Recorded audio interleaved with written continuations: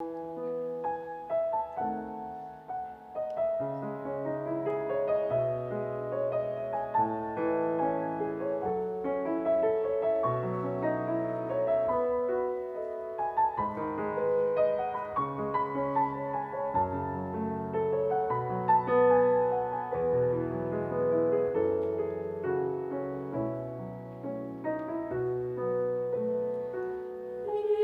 마음을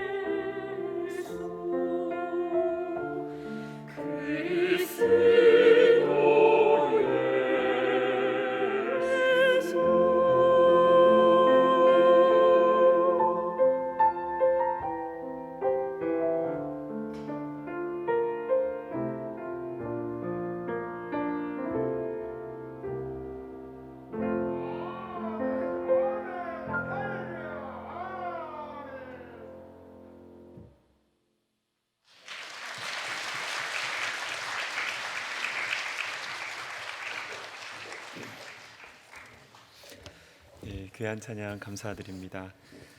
자, 여러분 잘 오셨습니다. 우리 부흥의 둘째 날입니다. 우리 오늘 보실 말씀은 히브리서 12장 14절과 15절입니다. 신약성경 368면 히브리서 12장 14절과 15절. 신약성경 368면입니다. 우리 같이 우리 두 절이니까요. 우리 같이 한 목소리로 읽도록 하겠습니다. 모든 사람과 더불어 화평함과 거룩함을 따르라. 이것이 없이는 아무도 주를 보지 못하리라. 너희는 하나님의 은혜에 이르지 못하는 자가 없도록 하고 또 쓴 뿌리가 나서 괴롭게 하여 많은 사람이 이로 말미암아 더럽게 되지 않게 하며. 아멘. 쓴 뿌리와 용서라는 제목으로 우리 주서태 목사님 말씀 전해주실 때 큰 은혜 받으시기를 바랍니다. 우리 목사님 나오실 때 우리 다시 박수로 환영하겠습니다.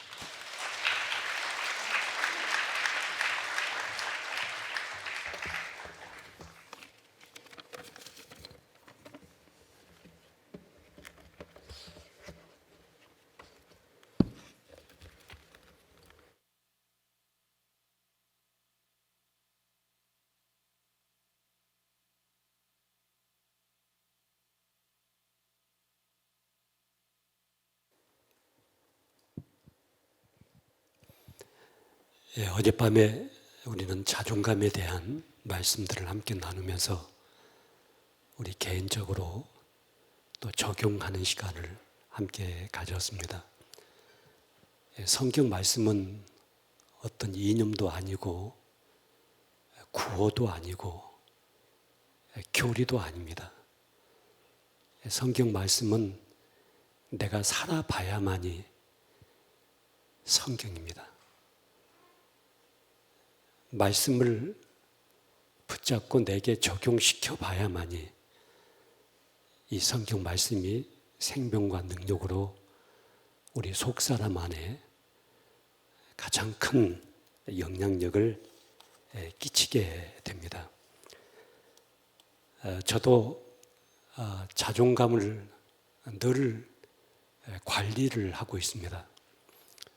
어떤 전매 특허처럼 자존감이 고정되어 있는 것이 아니고 어떤 상황과 여건에 부딪히게 되면은 또다시 주저앉고 또 옛사람의 모습으로 돌아가는 그런 경우들도 일어나게 됩니다. 그래서 순간순간 하루하루 내 자존감을 더 건강하게 또 하나님이 주신 형상대로 회복시키고 또 그렇게 키워가고 유지해가기 위해서 여러 가지 나를 위한 행동을 하게 됩니다. 저는 저를 가장 크게 대접하는 행위는 제가 저를 데리고 아주 아름다운 정원으로 가게 됩니다. 제가 대전 쪽에 조그만 정원을 하나 갖고 왔습니다. 호수 위에 만들어진 정원인데요. 이곳에 나를 데리고 가서 아름다운 자연 속에서 꽃과 나무와 교감을 하고 그러면서 나를 그 자연 속에다가 갖다 둘 때 내가 굉장히 대접받는 그런 행복감을 느끼게 됩니다. 사람들 속에 자연스러움이 담겨져 있습니다. 그런데 그 자연스러움은 우리가 자연 속에 있을 때 굉장히 자연스러워집니다. 그래서 나를 대접하고 나를 위하고 또 나를 사랑해 주기 위해서 우리가 할 수 있는 일들을 지속적으로 계속해야 됩니다. 한 번은 제가 굉장히 큰 상처를 받은 적이 있었습니다. 선교단체지만은 그것도 사람들이 많이 있는 곳이기 때문에 또 조직이 되어 있고 그런 가운데서 인간관계 속에서 큰 상처를 받은 적이 있었습니다. 사람이 상처를 받으면은 어떤 깊은 구덩이에 빠져버린 것 같은 그런 충격을 받을 때가 있습니다. 이런 상황이 될 수가 있는데요. 한번 그림 한번 띄워주시면 좋겠습니다. 3번 그림 한번 띄워봐 주시겠습니까?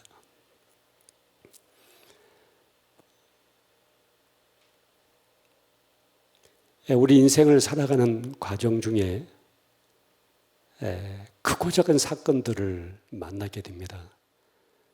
어떤 사건은 이런 깊은 구덩이에 푹 빠져버린 것 같은 그런 충격을 받는 사건들을 접하게 됩니다.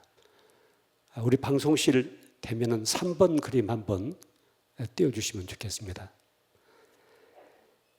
그런데 이렇게 구덩이에 빠져버렸을 때 앞뒤가 막히고 나 자신의 힘으로는 이 구덩이에서 빠져나올 수 없는 그런 한계, 그런 벽에 부딪힐 때가 있습니다. 이 아이는 이럴 수가, 어떻게 내 인생 속에 이런 일이 있을 수가 있는가, 어떻게 이 사람이 나를 이렇게 대할 수가 있는가, 어떻게 하면 좋을까 하고서 이 구덩이에서 빠져버린 상황입니다. 그런데 이런 구덩이가 그림 4번을 좀 보여주시면 우리 인생 여정 속에 구덩이가 하나가 있는 것이 아니고 이게 크고 작은 구덩이가 계속 이어지게 됩니다. 그림 4번을 한번 보여주시겠습니까? 이렇게 깊은 구덩이도 있고 또 낮은 구덩이도 있고 크고 작은 구덩이 속에 빠진 상황 속에서 내 힘으로 나를 어찌할 수 없는 이 상황과 환경을 어떻게 변화시킬 수 없는 어떤 막막한 상황 속에 우리가 처할 때가 있습니다. 이것이 우리 안에서 깊은 내면의 상처가 됩니다. 여러분, 외적인 상처는 시간이 흐르면 또 병원에 다니면 다 치료가 되어버립니다. 그런데 이 내적으로 받은 상처는 시간이 흐른다고 해서 자연적으로 치료가 되지가 않습니다. 그래서 내 안에서 점점 골마가고 또 내 안에서 깊은 쓴뿌리처럼 이제 자리를 잡게 됩니다. 제가 이런 깊은 그 상처를 받고 나 자신을 내가 어찌할 수 없는 그런 상황과 환경 속에 처한 적이 있었습니다. 그때는 제가 청주에서 이렇게 살고 있었는데요.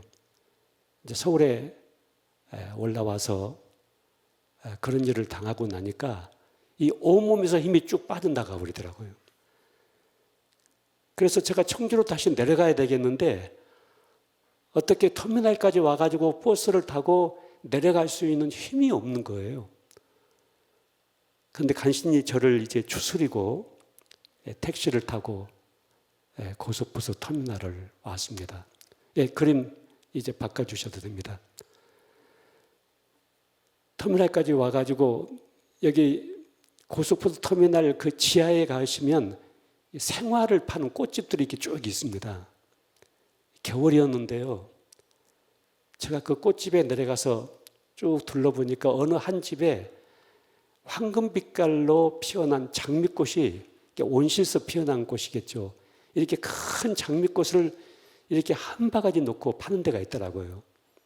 그래서 제가 그 꽃집 아주머니 보고 아주머니 이 장미꽃을 100송이만 싸주세요 그랬어요. 그러니까 아주머니가 장미꽃을 100송이를 싸면서 하는 얘기가 아저씨 누굴 주려고 장미꽃을 100송이나 사가세요 그래요. 그래서 제가 대답하기를 누굴 주긴 누굴 줘요. 나를 주려고 사죠. 장미꽃 100송이를 사가지고 내가 내 품에 안겨줬어요. 그리고 그 장미꽃 100송이를 내가 끌어안고 내가 나에게 말하기를 아무개야, 나는 너에게 장미꽃 100송이가 아니라 1000송이라도 안겨줄 만큼 너는 그렇게 소중한 사람이야. 그런데 이 작은 사건 하나를 당했다고 해서 이렇게 주저앉을 수 있냐? 다시 주님 바라보자. 주님 바라보고 십자가 바라보고 다시 일어나서 다시 걸어가자. 그렇게 나를 격려를 하면서 장미꽃 백송이를 끌어안고 고속버스를 타고 이제 청주에 저희 집에 갔어요. 그리고 저희 아내에게 그 꽃을 줬어요. 내가 나를 위해서 샀단 말 안 하고 아내에게 줬어요. 우리 아내가 너무 해피한 거예요. 저는 자주 꽃을 살 때가 많았습니다. 100송이도 사고 30송이도 사고 50송이도 사고. 하나님이 여러분 무엇으로 웃으신지 아십니까? 하나님은 꽃으로 웃으세요. 하나님이 나를 향해서 환하게 웃는 모습을 보고 싶으시면 여러분 꽃을 들여다보세요. 하나님은 꽃으로 나를 향해서 환하게 웃고 계셔요.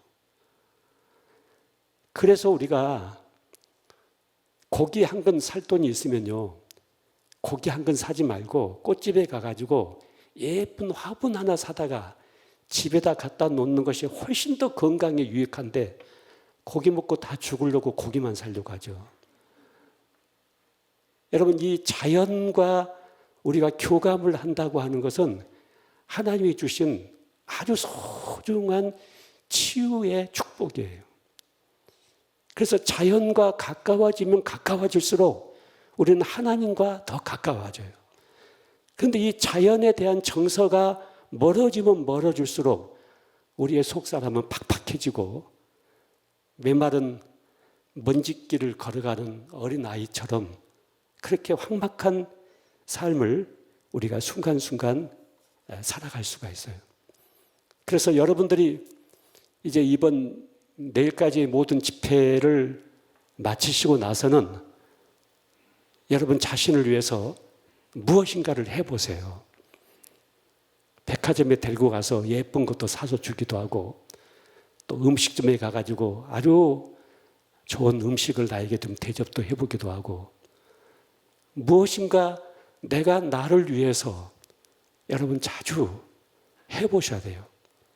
날마다 하늘을 한 번씩 쳐다본다든가 밤하늘을 한 번씩 쳐다보는 것도 내가 나를 아주 소중하게 대접하는 하나의 행위가 될 수 있어요. 그리고 절대로 나에게 부정적이고 소극적이고 악한 말을 해서는 안 돼요. 하나님이 나에게 하신 말씀들을 내가 내 입으로 자꾸 나에게 이야기를 해주게 되면 우리 속사람은 강건하게 순간순간 일어날 수밖에 없어요. 그래서 우리 자존감을 이렇게 건강을 관리하듯이 우리의 자존감도 아주 건강하게 잘 관리를 해가는 이런 삶이 우리 안에서 실제적으로 날마다 살아내야 돼요. 그냥 구워 예치는 것이 아니라 그거 좋다더라 그것을 이해하는 것이 아니라 그 삶을 하나씩 살아봐야 돼요. 한국 교회가 가장 약한 부분이 하나 있다고 한다면 신앙은 있어요. 교리는 있고 신학도 있는데 생활이 없는 거예요. 신앙생활은 두 개로 분리돼야 될 것이 아니라 이원론적인 것이 아니고 신앙생활은 하나거든요. 신앙과 생활은 하나로 묶여져서 내가 말한 것을 그대로 살아내고 또 내가 나에 대해서 분명하게 말을 해야 돼요. 그리고 내가 나에 대해서 부끄럽지 않는 그 삶을 순간순간 우리가 살아줘야만이 우리의 자존감도 늘 건강하고 또 주님과 나와의 관계 속에서 우리 안에 진정한 행복이 자리를 잡게 됩니다. 몇 년 전에 뉴스에 그런 뉴스가 나온 적이 있었어요. 고등학교 1학년 때 한 학생이 부당한 대우를 선생님에게 받았어요. 이 상처가 이 학생 내면 속에 깊이 자리를 잡기 시작했는데 이 학생이 37살이 되어가지고 58살 먹은 그 당시에 선생님을 찾아가서 칼로 찔러 죽인 사건이 있었어요.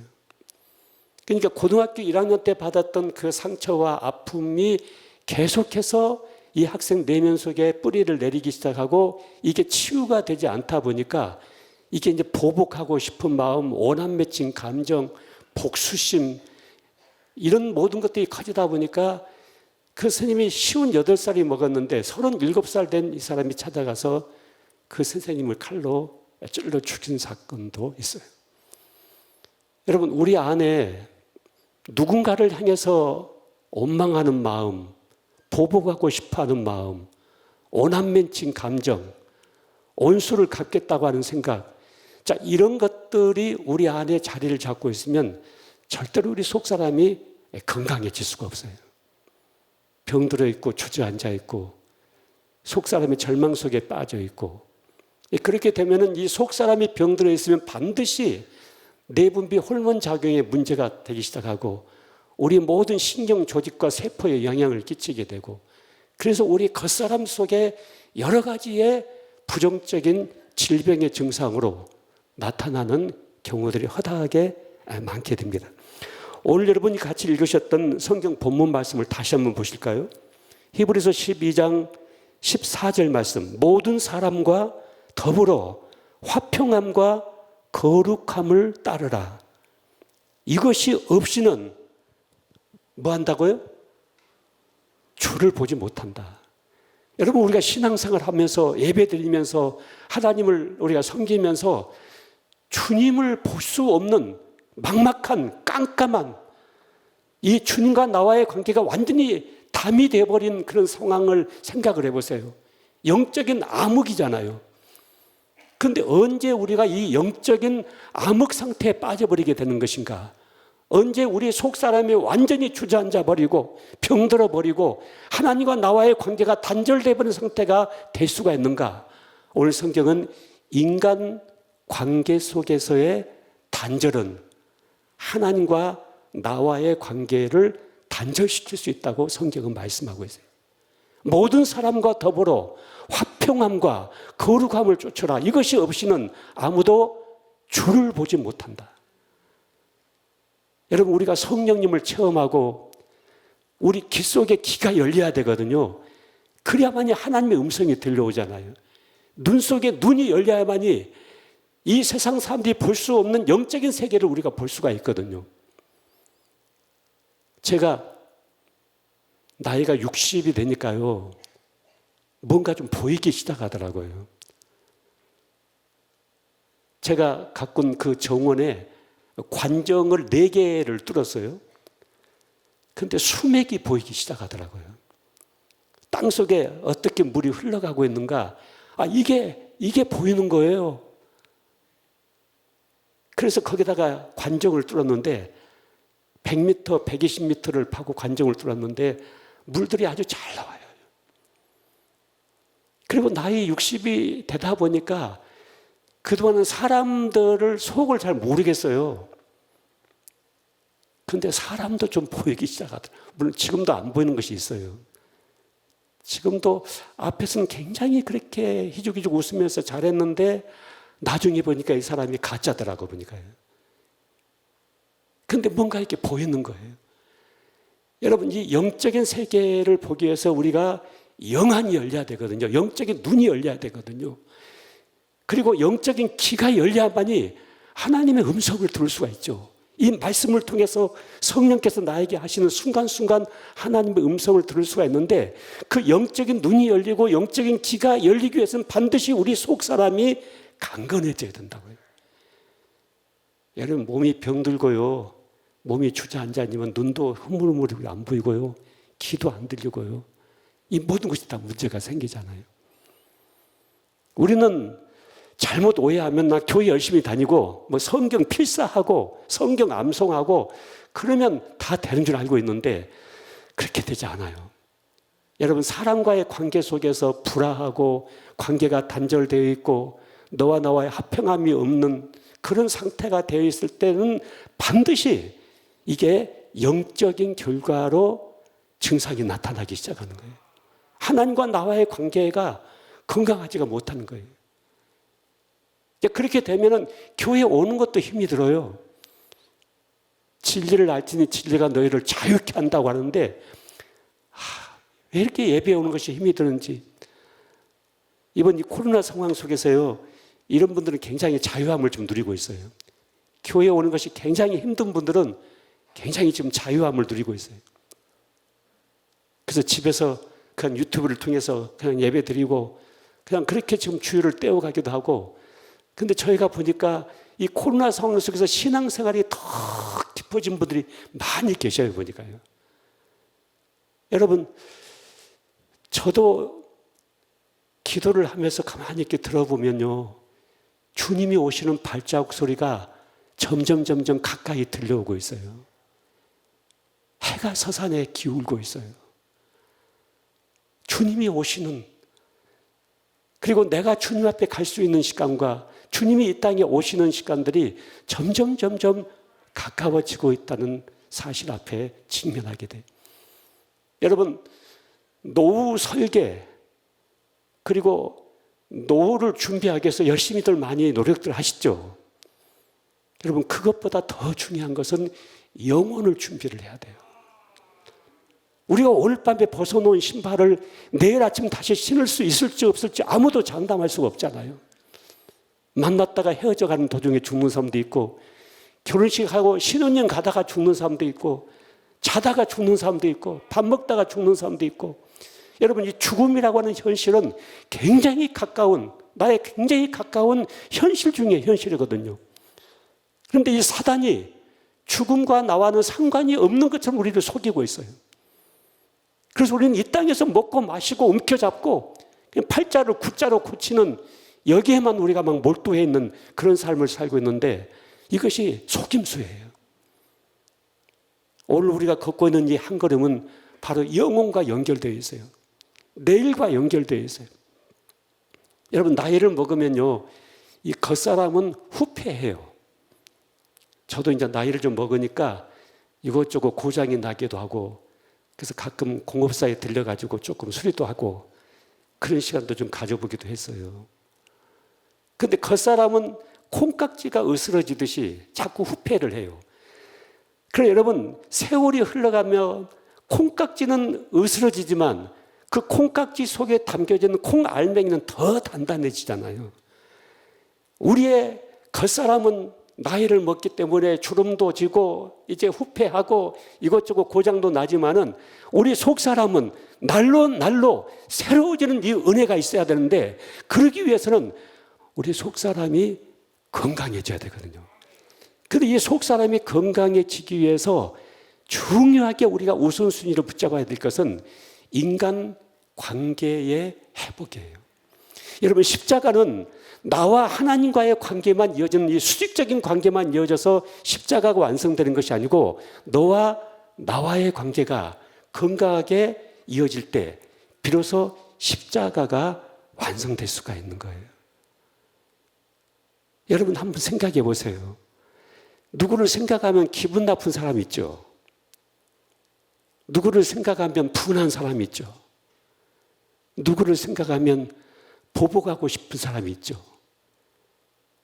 그 사람 망하는 꼴을 보고 싶은 사람이 있죠. 도저히 내 마음속에서 풀어지지 아니하는 누군가가 내 안에 내 속사람을 붙잡고 있고 결박시키고 있는 경우들이 있게 됩니다. 그 부분을 풀어내야 되거든요. 그래야만이 우리 속사람이 건강해지고, 그래야만이 귀 속에 귀가 열리고 하나님의 음성을 순간순간 들을 수가 있고, 하나님의 영적인 세계를 볼 수가 있고, 하나님이 나에게 주시는 그 은혜 속에서 우리의 삶이 풍성한, 차고 흘러 넘쳐나가는 요한복음 10장 10절에 약속되어진 이 풍성한 삶을 우리가 살아갈 수가 있게 되는 것입니다. 여러분, 그 다음 절 보세요. 15절 보시면, 너희는 하나님의 은혜에 이르지 못하는 자가 없도록 하고 또 쓴뿌리가 나서 괴롭게 하여 많은 사람이 이로 말미암아 더럽게 되지 않게 하라. 여러분, 여기 쓴뿌리라는 단어가 나와요. 근데 그 쓴뿌리가 뭐냐면, 그림 1번 한 번을 띄워주시겠습니까? 이 그림을 보시면 우리가 쓴뿌리를 이해할 수가 있어요. 여러분, 땅 속에 이제 뿌리가 있죠. 그 뿌리에서 모든 땅 밖에 여러 가지 이제 증상들이 나오게 되는 것이죠. 그런데 뿌리가 단감나무 같으면은 위에 단감나무가 있어가지고 단감들이 주렁주렁 열릴 것이고, 뿌리가 아카시아 같으면은 아카시아 나무가 올라와가지고 거기에 아카시아가 번성하게 번질 것이고, 근데 우리가 인생을 살다 보면은 아까 제가 말한 것처럼 깊은 구덩이에 빠진 것 같은 어떤 상처를 받을 수가 있어요. 충격을 받을 수가 있어요. 우리가 어젯밤에 보았던, 여러분 너무 임팩트가 강하게 다가가셨는지 모르겠습니다만은, 그 보육교사에게 엄마가 돈을 주면서 우리 아이 좀 잘 좀 돌봐주세요. 우리 아이 좀 사랑해 주세요. 우리 아이가 가지고 있는 아름다운 성품들을 좀 개발해 주세요. 이렇게 맡겼는데 그 보육교사가 그 아이를 폭행하고 그 아이를 무차별적으로 그렇게 가해를 했을 때 이 아이가 너무 깊은 상처를 받는 거죠. 여러분, 샘터사에서 발행된 태아는 알고 있다는 그런 책이 있어요. 여러분, 우리가 어머니 태중 안에 있을 때부터 많은 상처를 받을 수가 있어요. 원치 않는 임신, 또 원하지 않는 관계 속에서 내가 임신이 됐을 때 그것을 엄마도 거부하고 아빠도 거부하고, 나를 지워버리기 위해서 엄마가 이런 행동 저런 행동을 하고, 근데 그 태아 중 안에서 그 아이는 살아남기 위해서 발버둥을 친다고요. 자, 거기서부터 받았던 그런 상처들, 이게 다시 쓴뿌리를 보여주시겠습니까? 이게 하나의 씨앗이 돼요. 씨앗이 돼가지고 저렇게 빨간 지점 같은 씨앗이 하나 딱 심겨지면 그 씨앗에서 이제 뿌리가 나오잖아요. 그 뿌리가 나와서 그 뿌리 위에서 이제 여러 가지 증상들이 만들어지게 되는데, 이 쓴뿌리는 크게 두 가지를 의미를 하고 있어요. 첫째는 우리가 해결하지 못하고 있는 죄 문제, 어떤 죄가 우리 안에 습관적으로 계속해서 나를 지배하고 있을 때, 그리고 어떤 정죄감과 어떤 죄책감 속에 내 속사람이 꽉 묶여 있다고 할 때 이게 깊은 쓴뿌리가 되는 거예요. 거기서 여러 가지 부정적인 증상들이 만들어지게 되는 거예요. 여러분, 도둑놈이 도둑질하고 도망가다가요, 뭐라 하는지 아십니까? 자기가 도둑놈인데 도둑이요 하면서 도망가요. 자기가 도둑질했다고 하는 그 죄책감을 누군가에게 투사를 시키는 거예요. 누군가를 공격하는 하나의 빌미로 삼기 시작하는 거예요. 그래서 이 죄 문제가 해결되지 않고서는 내 속사람 속에 진정한 안식과 평화가 없어요. 여러분, 이 죄에 대해서는 율법적으로 이 죄가 나를 공격하고 나를 정죄하고, 또 사단은 이 죄를 가지고 우리를 완전히 주저앉게 만들잖아요. 죄책감과 정죄감 속에 우리를 가둬버리게 되잖아요. 여러분, 사람의 정신적인 에너지를 가장 많이 소모시키는 대표적인 것이 죄책감이에요. 이 양심의 가책, 정죄감 속에 내가 묶여 있을 때 자신감이 없죠. 이 죄가 드러날까 봐 두려움 속에 쫓기게 되죠. 그래서 이 죄라고 하는 것은 그 사람을 계속해서 죽여가는 거예요. 그 무덤까지 쫓아가 가지고 그 사람을 정죄하고 공격하는 것이 죄가 갖고 있는 속성이에요. 그래서 이 죄 문제를 완전히 해결하기 위해서 예수님께서 나의 모든 죄를 짊어지시고 십자가에서 그 죄에 대한 모든 대가를 다 지불하셨잖아요. 그리고 말씀하시기를 동이 서에서 문과 같이 내가 너희 죄를 기억지도 않겠다, 이렇게 말씀하셨어요. 요한일서 1장 9절에 우리가 우리 죄를 자백하면 저는 미쁘시고 의로우사 우리 죄를 사하시며 모든 불의에서 우리를 깨끗게 하신다고 약속하셨습니다.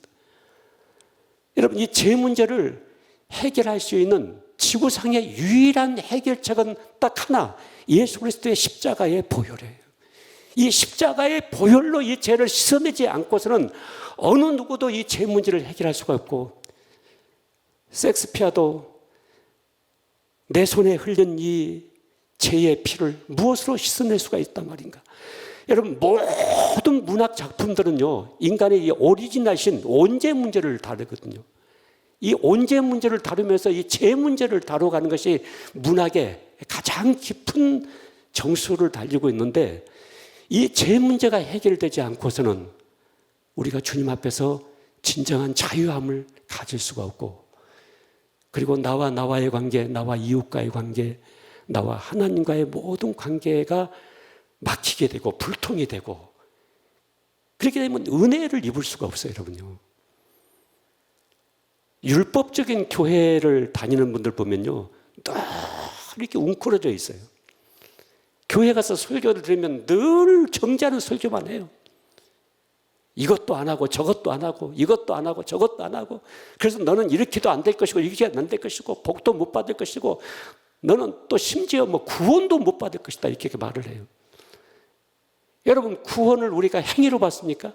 하나님이 우리에게 주신 선물이죠. 너희가 그 은혜를 인하여 믿음으로 말미암아 구원을 얻었나니 이것이 너희에게서 난 것이 아니요 하나님의 선물이라고 분명히 성경에 에베소 2장 8절에 말씀하시잖아요. 이게 하나님의 선물이거든요. 근데 이 구원의 문제를 행위에다가 다 결부시켜가지고 넌 11조 안 했기 때문에, 어떤, 제가 옛날에 서울에 있는 순천향병원에 있는 그 간호사들을 중심으로 성경 공부 모임을 인도한 적이 있었어요. 근데 그때 그 간호 과장님이 처음 이제 예수를 믿고 이제 성경 공부에 참여를 했어요. 그리고 이제 신앙생활 하는데 어느 날 이분이 그러는 거예요. 성경 공부하는데, 목사님 저 걱정이 있어요. 그래서 무슨 걱정했더니, 봉급 좀 안 올라갔으면 좋겠어요. 그래요. 왜요? 봉급 올라가면 좋죠. 했더니, 봉급 올라가면 11조를 더 많이 내야 되잖아요. 그러니까 좀 봉급 좀 안 올라갔으면 좋겠어요. 그래요. 아니 11조 내고 10분의 1만 내고 10분의 9는 남는 건데요.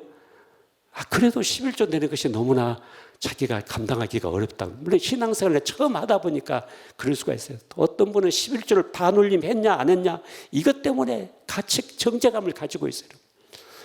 여러분, 하나님 그런 분이 아니에요. 하나님이요, 여러분 교회 주일날 안 나왔으니까 너 구원 못 받는다 그런 분 아니시잖아요. 내가 너를 만세전에 예정하고 창세전에 내가 너를 택했다. 너는 내 것이다. 나를 이 땅에 보내기 위해서 우리 부모를 선택하셨죠. 나를 이 땅에 보내기 위해서 우리의 조국을 선택하셨죠. 그 하나님께서 놀라운 계획을 가지고 나를 이 땅에 태어나게 하시고, 나를 위해서 예수 그리스도를 십자가에 죽게 하시고 나의 모든 죄를 깨끗하게 사해 주신 이 은혜가 우리 안에 있잖아요. 여러분, 이렇게 생각하시면 좋아요. 깨끗한 집이 있고 더러운 집이 있어요. 여러분, 깨끗한 집은 집이 깨끗하고 더러운 집은 집이 더러운 거예요. 그러면 깨끗한 집에는 쓰레기도 하나도 없고 더러운 집에만 쓰레기가 있을까요? 그렇지 않아요. 깨끗한 집에도 쓰레기가 있고 더러운 집에도 쓰레기가 있는데, 이 쓰레기를 어떻게 처리했느냐에 따라서 깨끗한 집이 될 수 있고 더러운 집이 될 수가 있어요. 깨끗한 집에는요, 쓰레기를 쓰레기통 속에다 집어넣어요. 더러운 집은요, 쓰레기를 널려놔요. 이 차이라고요. 여러분, 우리는 죄 가운데서 태어났고 죄 중에서 잉태했고 이 제약된 세상 속에 살고 있다 보니까 우리가 순간순간 원하든 원하지 않든 우리가 죄 앞에 노출될 수밖에 없어요. 그래서 예수님께서 순간순간 이 죄를 영혼의 호흡을 하듯이 죄를 자백하고 하나님의 용서를 들이마시라고 말씀하시잖아요. 주홍같이 붉은 죄를 흰 눈처럼, 흰 양털처럼 내가 깨끗하게 하겠다고 약속해 주셨어요. 여러분, 광야에서 불뱀에 물린 사람들이 그 불뱀의 독에 의해서 전부 다 막 죽어가고 있어요. 막 여기저기서 사람들이 막 쓰러져 가고 있어요.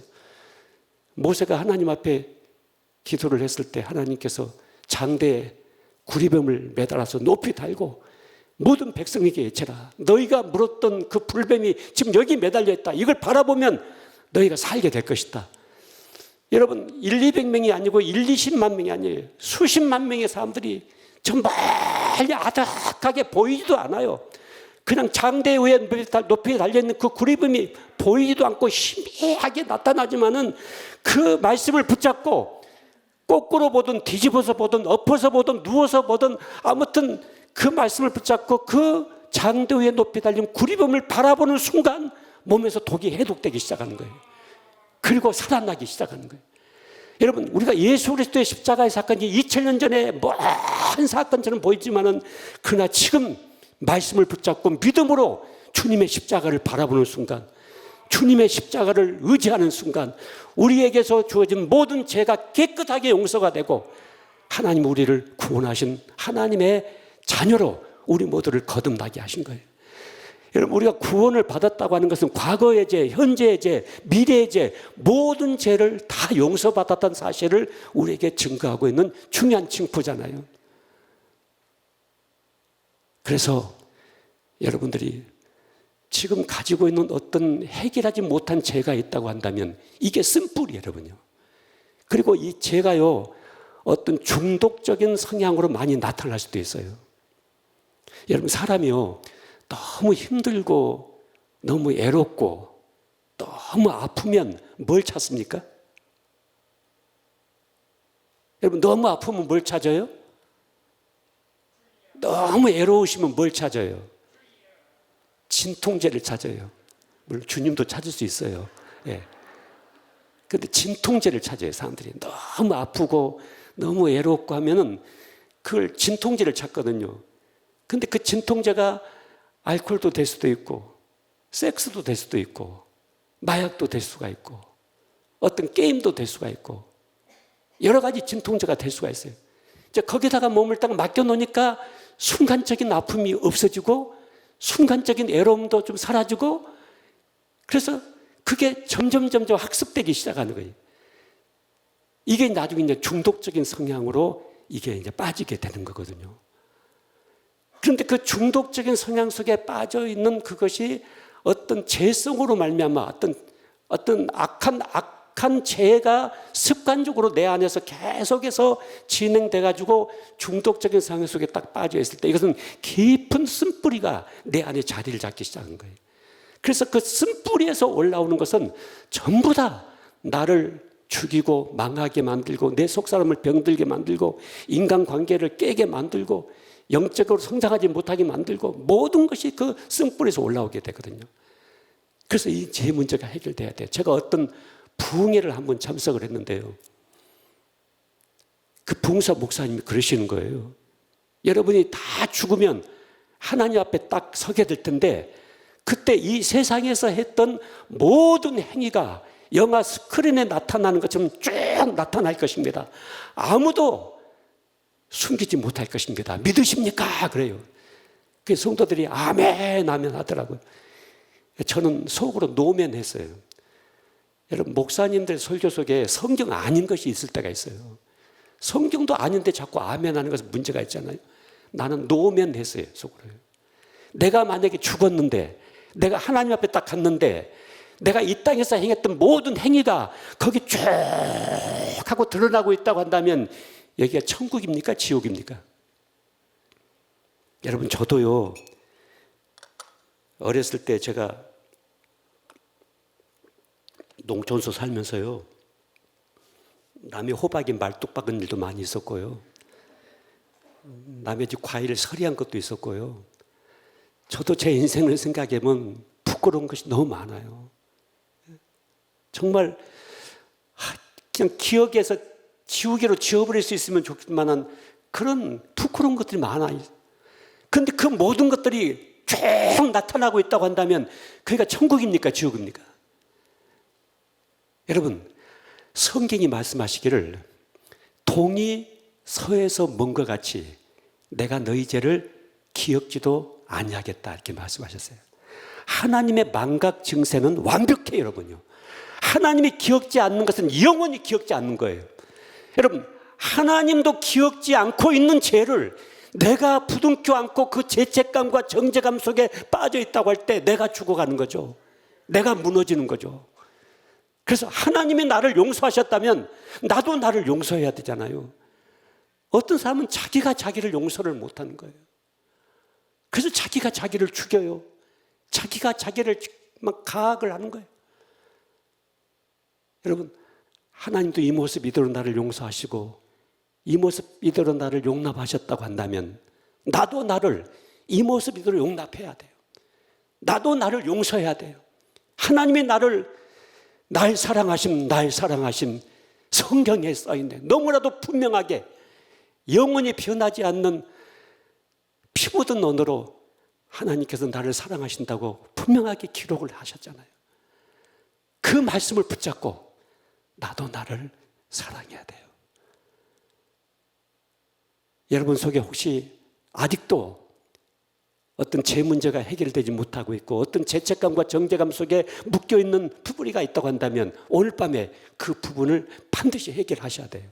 그래야만이 하나님께서 우리에게 주시는 이 풍성한 삶, 콸콸콸콸콸콸콸 작은 농다심에서 물이 솟아나오면 그 물이 그 샘을 흘러넘치고 돌뿌리를 파고 풀뿌리의 생명을 전하는 것처럼 여러분 그리스도인의 삶은요, 나 혼자 구원받고 나 혼자 천국 가는 삶이 아니잖아요. 막 그게 기독교라고 한다면 오늘 밤에 우리가 다 죽죠. 다 구원받았으니까. 그런데 구원받은 우리를 이 땅에 생명을 연장시키고 있는 것은 우리의 생명을 더 풍성케 하기 위해서, 이 풍성하다고 하는 것은 흘러 넘쳐나가서 선한 영향력을 끼치는 삶을 얘기하고 있거든요. 나를 위해서 내 가족이 살죠. 나를 위해서 내 남편이 살아나죠. 나를 위해서 내 친구들이 살아나죠. 나를 만나는 사람들이 나를 위해서 살아나죠. 이 풍성한 삶을 살게 하기 위해서 하나님께서 우리에게 이 땅에서의 신앙생활을 허락하셨다고 성경은 말씀하고 있잖아요.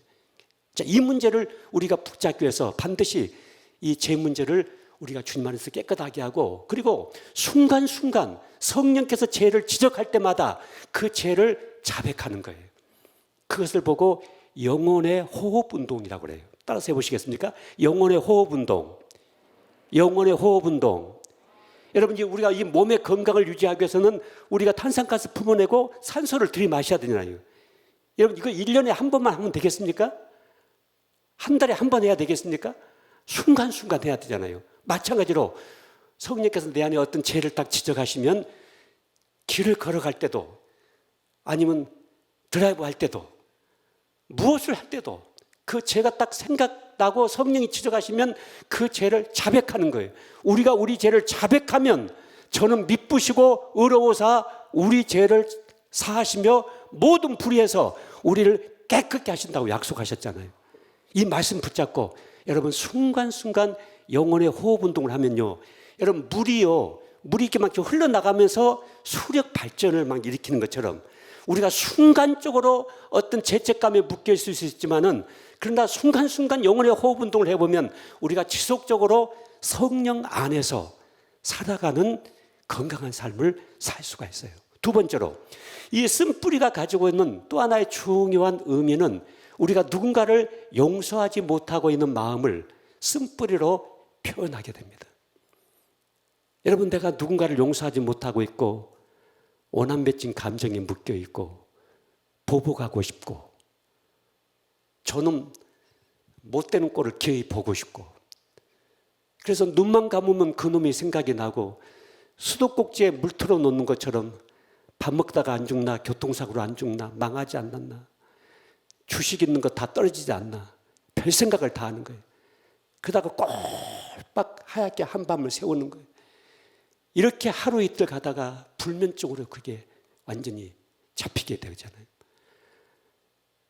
그래서 우리가 이 누군가를 내 마음속에서 풀어내고 용서한다고 하는 것은 우리의 속사람을 건강하게 하는 가장 중요한 우리의 삶의 실제란 사실을 여러분이 생각을 해 보셔야 됩니다. 자, 그러면 이 시간에 이제 제 문제는 우리가 이미 신앙생활 속에서 많이 다루었기 때문에 제가 더 이상 다루지는 않겠고요. 특별히 이제 이 쓴뿌리 중에서 내가 누군가를 용서하지 못하고 있는 이 인간관계의 단절, 어떤 감정의 벽, 자, 이런 부분들을 오늘 밤에 여러분과 집중적으로 같이 우리 안에서 이제 적용하는 시간을 갖는 작업을 해야 될 텐데요. 여러분, 내 안에 누군가를 용서하지 못할 때 나타나는 부정적인 증상들이 있어요. 여러분, 모든 결과는 뭐가 있어요? 원인이 있어요. 모든 증상은 뭐가 있어요? 뿌리가 있어요. 제가 금년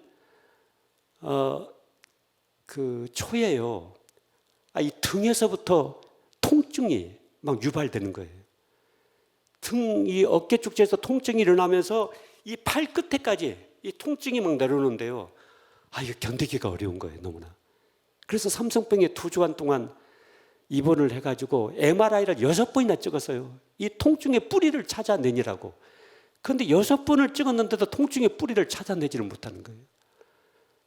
그래서 하나님 앞에 기도하면서 2주간 입원했다가 퇴원하고서 이제 이것은 내가 또 다른 하나님 앞에 기도하면서 다른 방법으로 해야 되겠다 해가지고 물리치료로 이것을 다뤘는데 금방 통증이 또 잡혀버리게 되더라고요. 근데 그 물리치료 아까 그 교수님이 하신 얘기가 이것은 근육의 어떤 그 신경 하나가 이렇게 꼬여가지고 거기서부터 계속 통증이 유발됐던 것인데 그 근육 자체를 이제 풀어내다 보니까 그 통증의 뿌리가 이제 잡히게 됐다 그런 얘기를 하시더라고요. 여러분 모든 증상은 뿌리가 있고요. 모든 결과는 원인이 있어요. 여러분이 교회 다니시고 신앙생활 하면서 나도 내가 가지고 있는 것들 중에 원하지 않는 거, 싫어하는 거 있으시죠? 나 좀 이렇게 안 살았으면 좋겠다. 나 좀 이렇게 말 안 했으면 좋겠다. 나 이런 짓 안 했으면 좋겠다. 나 이렇게 신앙생활 안 했으면 좋겠다.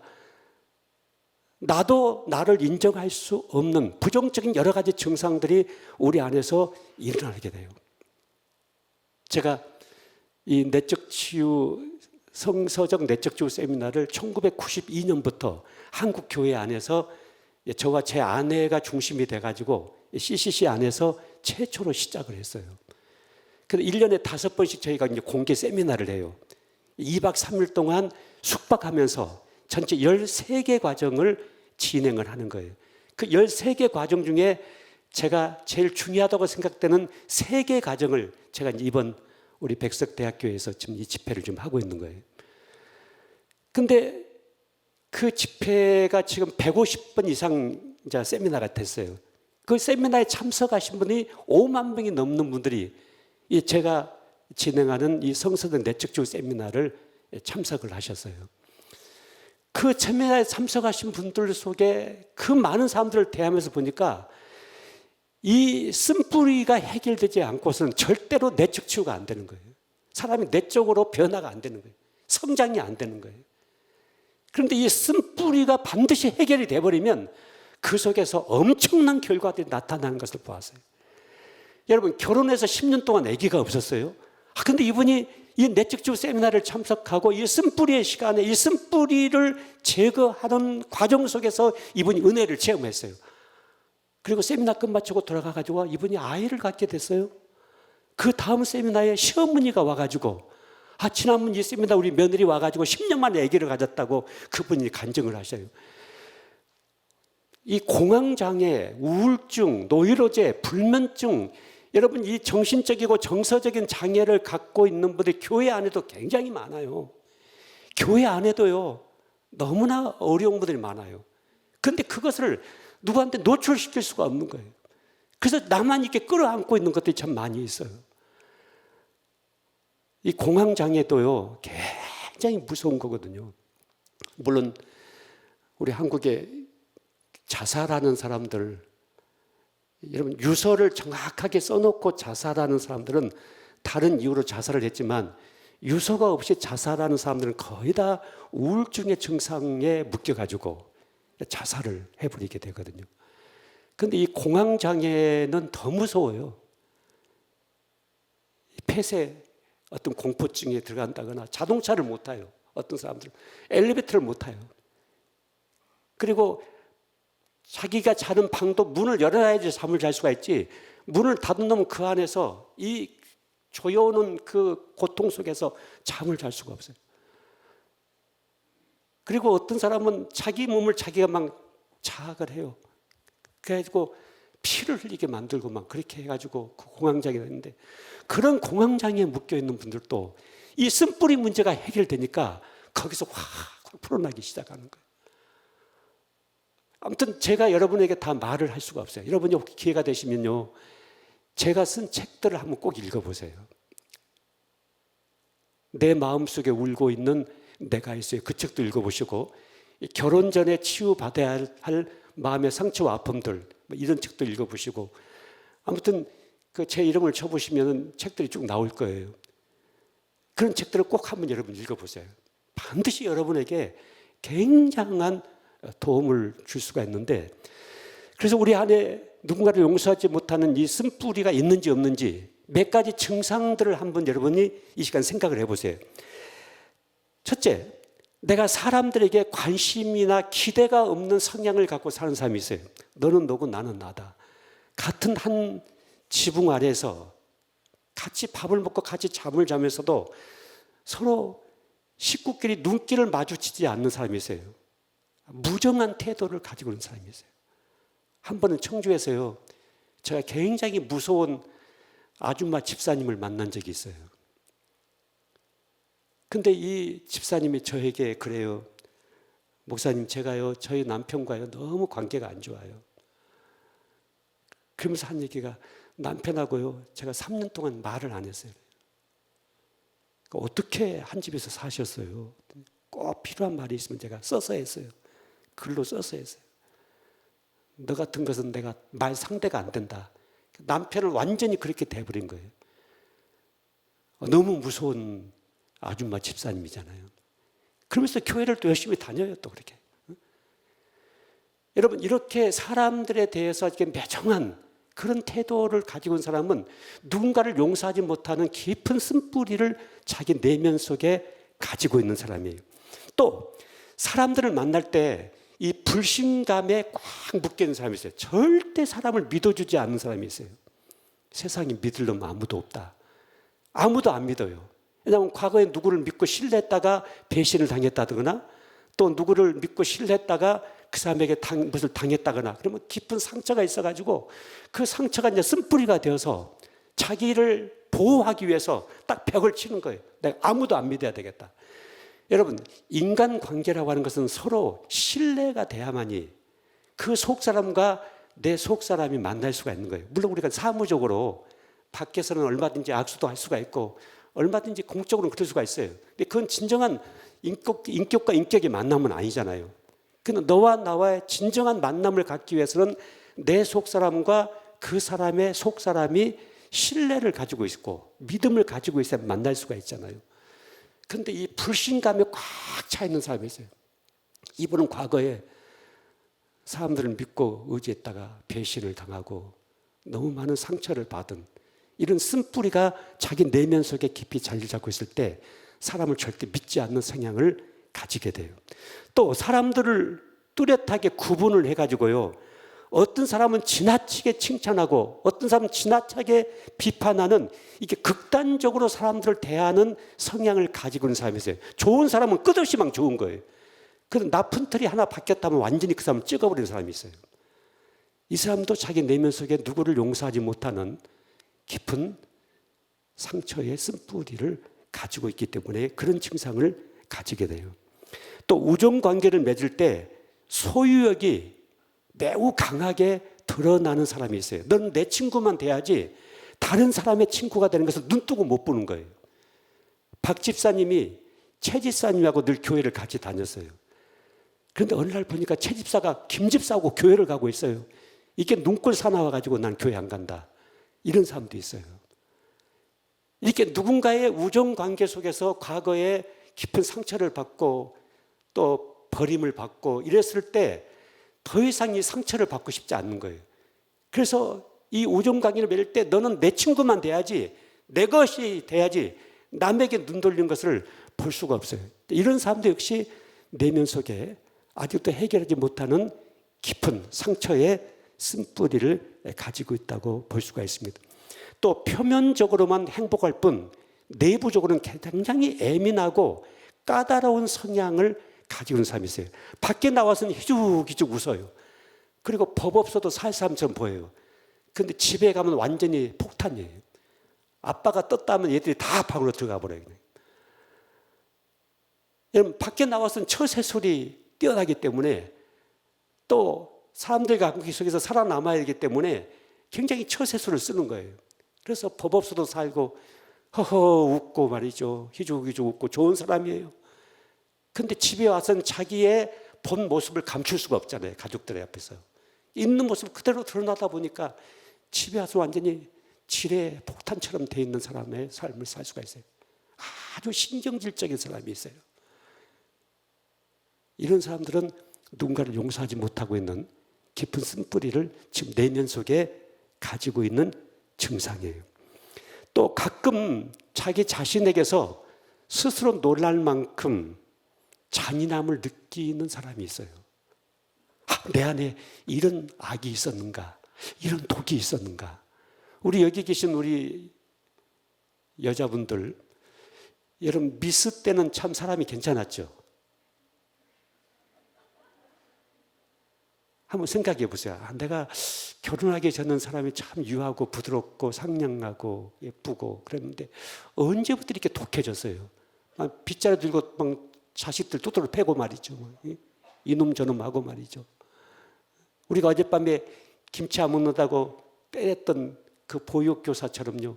여러분 내가 그렇게 뺨은 안 때렸지만은 내 자식들에게요 얼마나 가해를 했는지 몰라요. 내 자식을 무시하는 눈빛, 너는 그것밖에 못하냐 말이지. 비아냥거리는 말투, 내 자식을 인격적으로 대하지 않는 내 물건처럼, 그래서 한풀이 교육을 시키고, 내가 처녀 때 바이올린을 켜는 그런 음악회를 갔더니 너무 바이올리니스트가 너무 이쁘게 보이는 거예요. 그래서 내가 내 딸도 나면 반드시 저렇게 키워내야 되겠다. 근데 엄마가 음악성이 없는데 무슨 딸이 음악성이 있겠어요? 근데 강제로 막 학원에 보내가지고 그 일을 시키는 거예요. 그러니까 한풀이 교육이죠. 그것도 자식을 가해하는 거죠. 여러분, 나도 많은 상처를 받았지만은 내가 누군가에게 상처를 많이 줬어요. 자, 그 부분도 우리가 하나님 앞에서 풀어야 될 중요한 매듭이에요. 그런데 우리가 예수를 믿기 전에 사실은 우리 안에 독이 많이 있었죠, 여러분요. 그렇죠? 여러분, 예수 믿고 난 다음에 사람이 많이 좋아졌죠? 솔직하게 얘기해 보세요. 예수 믿기 이전하고 예수 믿은 이후하고 여러분이 백석대학교회에 오기 전하고 온 다음하고 많이 달라졌죠? 사람이 훨씬 더 좋아졌죠? 독이 많이 빠졌죠? 근데 아직도 보니까 독들이 많이 남아 있어요. 근데 이 독을 해독을 시켜야 돼요. 근데 그 독을 해독시키는 약 중에 명약이 있잖아요. 신약과 구약이 있잖아요. 신약과 구약을 성령의 용광로 속에 집어넣어가지고 그 말씀을 먹고 마시면 피가 되고 살이 되고 인격이 돼가지고 우리 안에 독을 해독을 시키죠. 그래서 사람이요, 여러분 예수 믿고 신앙생활 하면요, 예수 믿지 않는 불신자들이 볼 때 쟤는 뭔가 좀 다르다. 여러분 이게 보여야 돼요, 여러분요. 그게 안 보이는 것이 이상한 거죠. 여러분 감나무는 감이 매달려 있어야지 그 감나무잖아요. 근데 감나무인데 또 감이 하나도 없어요. 물론 없을 수 있어요. 제가 저희 정원에 감나무가 많아요. 한 80그루 정도의 감나무가 있어요. 저희 정원에요. 큰 대봉 감나무들이에요. 근데 어느 해 감나무를 보니까요, 그 큰 감나무에 감이 딱 한 개만 매달려 있는 거예요. 그래서 내가 가가지고 야, 너 뭐냐 이게 말이지. 응? 어떻게 이렇게 너 한 개만 매달려 있냐. 그래서 이 감이 나한테 하는 얘기가 최선이었어요. 그래요. 그래서 내가 할 말이 없었어요. 네가 최선을 다했는데 한 개만 매달려 있다고 한다면 좋다. 내가 너를 먹고 내 생명의 에너지원을 내가 삼아주겠다. 그래서 내가 그 감을 따서 내가 먹었어요. 그런데 금년에 보니까 그 감나무에 수십 개의 감이 매달려 있어요. 여러분, 때로는 내가 원한 만큼 무엇이 되지 않을 수가 있어요. 무엇이 되지 않는다고 해서 인생 망친 것이 아니거든요. 망한 것이 아니거든요. 그런데 그것이 때문에 중리, 사니, 나는 뭐 팔자가 기구하니, 나는 인생 완전히 망친 실패자니, 이렇게 하고 주저앉는 이 사실도 우리 안에 내면적으로 건강하지 못하다 보니까 그런 증상들을 만들어낼 수가 있습니다. 자, 또 하나, 내가 누군가로부터 고통받았던 때를 상세히 늘 기억하면서 사는 사람이 있어요. 가을날 낙엽이 떨어지는 그런 가을이 되면은 그 놈이 자꾸 생각이 나는 거예요. 그래서 주먹을 불끈불끈 쥐면서 네 놈이 잘 되는가 내가 잘 되는가 두고 보자. 여러분, 나에게 상처를 주고 나에게 가해를 했던 사람을 늘 내 생각의 방에다가 모셔놓고 사는 사람은요, 그 사람이 먼저 죽어가요. 누군가를 용서하지 못하고 있는 깊은 쓴뿌리 속에 잡혀있기 때문에 그 용서하지 못하는 쓴뿌리가 내 안에 있을 때 거기서 여러분 여러 가지 부정적인 원망하고 투기하고 질투하고 미워하고 증오하고 여러분 사람이 분통이 막 터진다고 그러잖아요. 오남 맺힌 감정 속에서 막 가슴을 치는 사람이 있는데 이런 모든 증상들이 전부 다 그 쓴뿌리에서 만들어낸 거거든요. 쓴뿌리가 공장과 같은 거거든요. 그래서 이 쓴뿌리를 근본적으로 철거를 해야만이 그런 모든 증상에서 해방이 되면서 비로소 성령의 아름다운 품성의 열매, 사랑과 희락과 화평과 인내와 자비와 양성과 충성과 온유와 절제, 누군가를 배려하는 마음, 누군가에게 온유한 마음, 따뜻하게 말 한마디 던져주는 마음, 이런 것들 우리 안에서 자연스럽게 열매로 드러날 수밖에 없거든요. 내가 이 열매 맺자, 이게 기독교가 아니에요. 우리는 자연스럽게 열매가 맺혀지게 돼 있어요. 그래서 옆에 있는 사람은 나 때문에 살 맛을 느껴야 되거든요. 여러분 지금 그러고 있습니까? 여러분 아내가 나 때문에 살 맛을 느낍니까? 여러분 남편이 나 때문에 살 맛을 느끼고 있습니까? 자녀들이 나 때문에 살 맛을 느끼고 있습니까? 우리 부모님들이 나 때문에 지금 살 맛을 느끼고 있습니까? 여러분 그래야 되거든요. 그 삶을 사는 것이 여러분 기독교들이 가지고 있는 특권이고 은혜죠. 이게 우리가 받은 축복이잖아요, 여러분요. 그런데 그렇게 되지 못하는 이유가 지금 내 안에 깊이 박혀 있는 이 쓴뿌리가 내 안에 여러 가지 더럽고 하나님이 기뻐하지 아니하는 많은 증상들을 만들어내다 보니까 내 옆에 누가 다가오면 전부 다 나 때문에 상처를 받는 거예요. 이 쓴뿌리가 해결되지 않기 때문에 그런 결과를 만들어내게 됩니다. 또 하나요. 여러분 병원에 여기도 의사 선생님이 계신지 모르겠습니다만 병원에 가서 의사 선생님들이 정확하게 병명을 끄집어내기 어려운 모든 병들마다 앞에다 세 글자 붙여놓죠. 뭐라고 붙여놔요? 신경성, 두통, 치통, 생리통, 신경성 누마치서 전부 다 신경성을 앞에다 붙여놔요.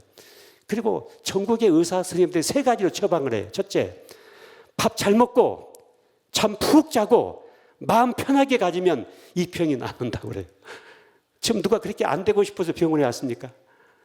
그런데 이 모든 신경성적인 질환들 그리고 내분비적인 이 호르몬 작용에 의해서 일어나고 있는 질환들 또 내 심혈관 쪽에 일어나는 모든 질병들 특별히 이 수면에 문제가 생긴 사람들 이런 많은 사람들이 거의 다 누군가를 용서하지 못하고 있는 깊은 쓴뿌리를 가지고 있어요.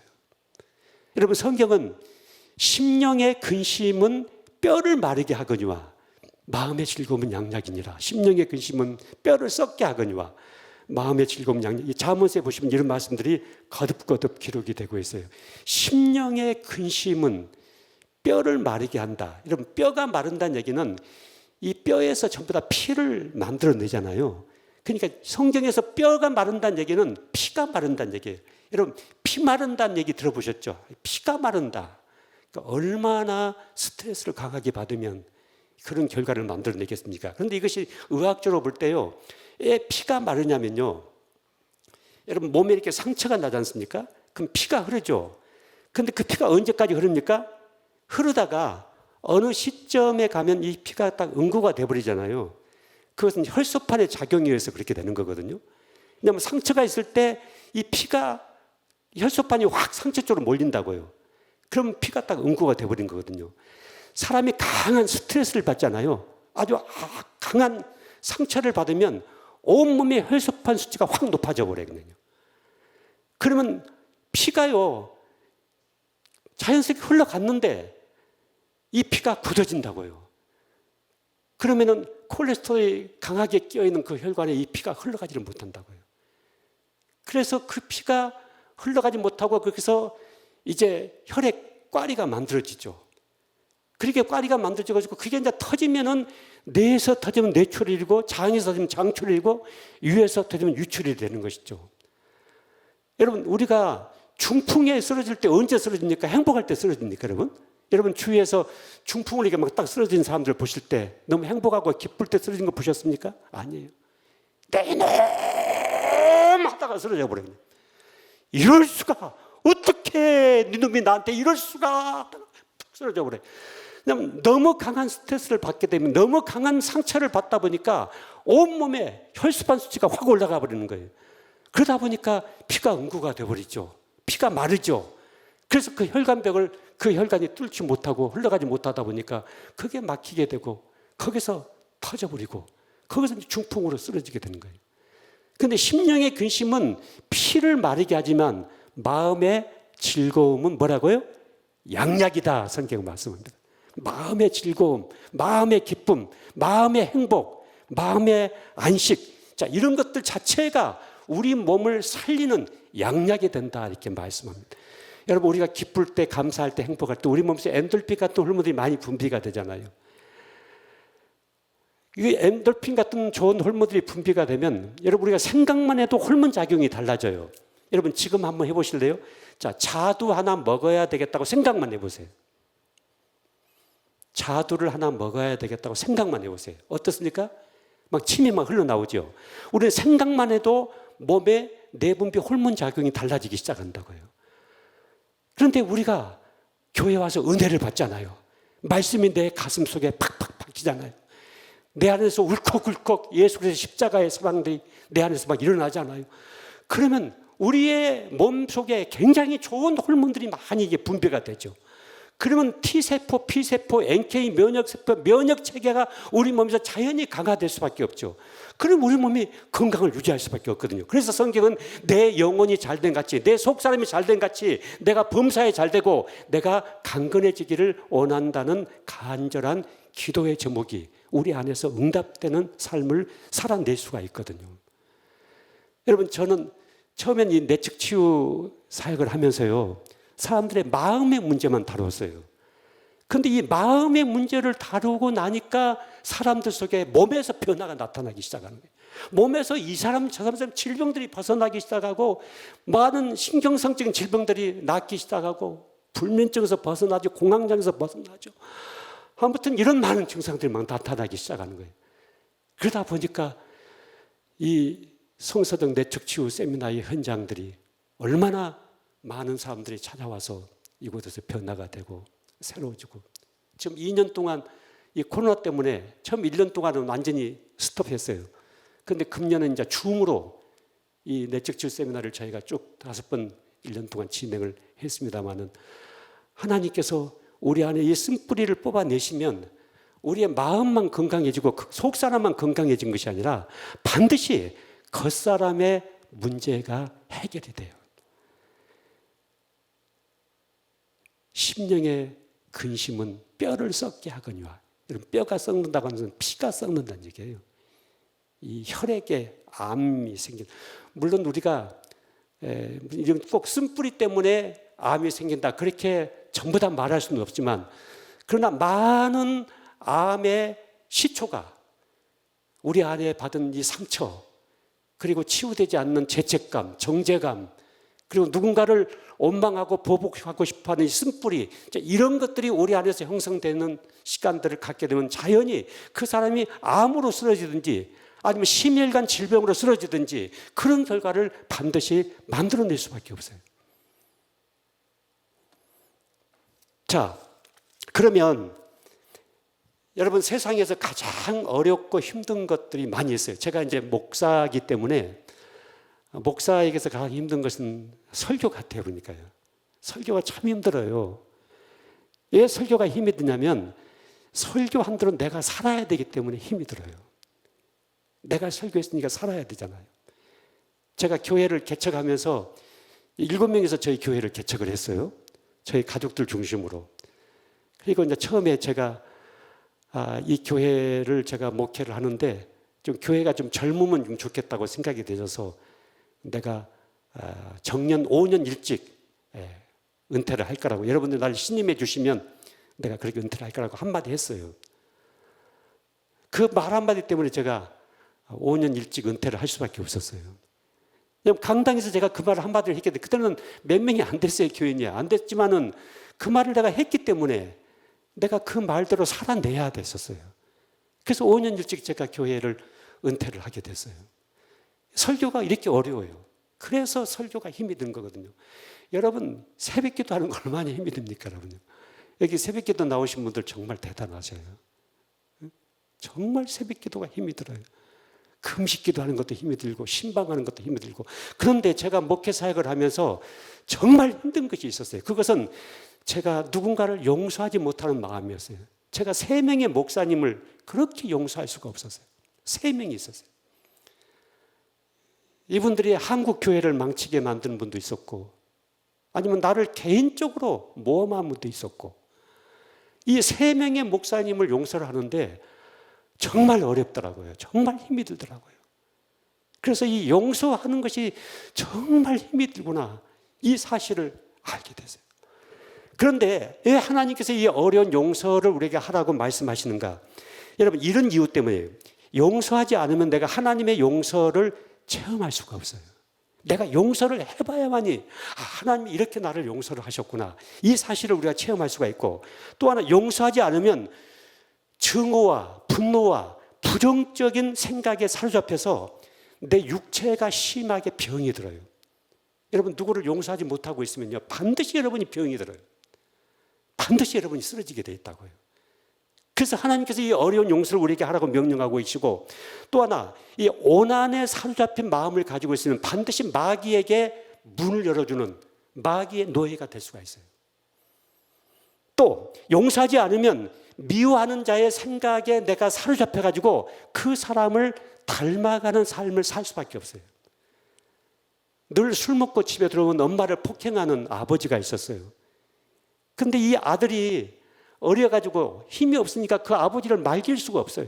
근데 엄마를 폭행하는 그 아버지를 보면서 언젠간 내가 힘이 생기면 내가 아버지를 가만히 안 둬야 되겠다, 이런 생각을 가지고 자라는 청년이 있었어요.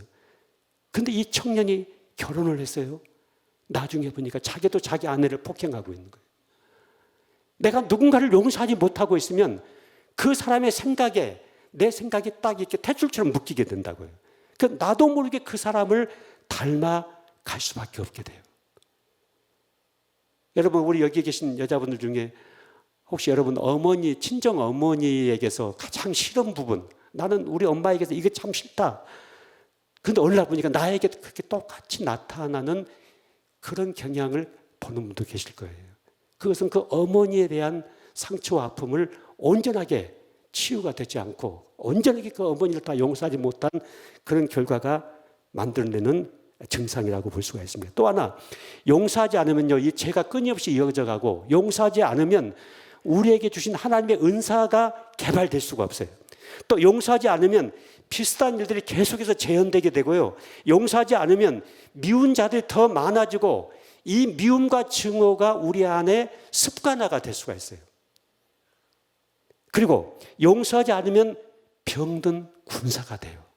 용서하지 않으면 그 인생은 궁극적으로 망하게 돼요. 그래서 이 어렵고 힘든 용서를 하나님께서 하라, 내 온수를 용서해라, 내가 너를 용서한 것처럼 내 온수를 용서해라, 누군가를 용서해라. 온수 갚는 것은 내게 있으니 내가 너의 온수를 갚아주겠다, 너는 그 온수를 용서하라. 성경에서 갈피갈피 속에서 우리에게 이 말씀을 하고 계시는 거예요. 제가 목사님들을 보니까요, 제가 많은 목사님들 상담을 했어요. 근데 목회에 실패하는 목사님들이 계셔요. 완전히 목회 실패자가 있어요. 목회 성공과 실패가 무엇이냐고 말한다면은 시간이 많이 좀 필요해요. 근데 사실은 목회는요, 성공도 없고 실패도 없어요. 뭐 교회 크다고 해서 성공한 것이고, 담임 목사님 자동차 가진다고 해서 목회 성공한 것입니까? 아니에요. 교회 작다고 해서 목회 실패한 것입니까? 저 시골 농촌에서 10명, 20명 데리고 평생 목회하는 목사님들 다 목회 실패한 것입니까? 아니잖아요. 하나님이 나에게 맡긴 양떼들 데리고 끝까지 목회하는 것, 다 하나님이 주신 목회가 있을 뿐이에요. 그런데 목회를 정말 실패하는 목사님들이 계셔요. 어떤 목사님이냐면, 용서하는 데 실패하는 목사님은 반드시 목회를 실패하게 돼요. 제가 보니까 그래요. 제가 수많은 목사님들 상담을 하면서 보니까 용서하는 데 실패하는 목사님은 반드시 목회를 실패하게 되고, 용서하는 데 실패하는 성도는 교회 생활을 실패하게 되고, 용서하는 데 실패하는 남편과 아내는 가정을 지킬 수가 없어요. 반드시 가정의 해체가 되어버려요. 근데 용서하는데 성공하는 목사님은 목회를 성공하게 돼요. 용서하는데 성공하는 성도는 교회 생활이 성공하게 되고요. 용서하는데 성공하는 남편과 아내는 끝까지 가정을 지키게 돼요. 이 용서에 있어서 우리가 성공하는 사람들이 돼야 될 줄 믿습니다. 자, 그러면 이제 구체적으로 적용을 하겠습니다. 자, 그러면 이 용서를 어떻게 해야 될 것인가? 여러분, 용서가 아닌 것을 용서로 착각하는 사람이 있어요. 시간이 약이겠지. 언젠가는 이 사람이 잊혀져 버리겠지. 여러분, 내 안에 받은 상처와 아픔은요, 이게 시간이 지나간다고 해서 없어지지 않아요. 그건 점점 깊은 쓴뿌리가 내리게 되는 거예요. 뿌리가 더 깊어지게 된다고요. 그건 용서가 아니에요. 별일 아니겠지. 내가 얼마나 못났으면 나를 저렇게 대했을까? 내가 당해도 싸지. 이렇게 생각하는 것도 용서가 아니에요. 용서가 진정으로 이루어지기 위해서는 가해자가 있어야 되고 피해자가 있어야 돼요. 그 사람이 언제 어디서 어떻게 나를 가해했는가를 반드시 직시를 해야 돼요. 그 부분을 그냥 얼렁얼렁해서 넘어가 버리는 것은 절대 용서가 될 수가 없어요. 용서의 이 뿌리가 뽑혀지지가 않아요. 그런데 성경적으로만 하면은 반드시 용서의 뿌리가 뽑혀지게 돼 있어요. 여러분, 성경 거듭거듭 온수 갚는 것은 누구에게 있다고 하십니까?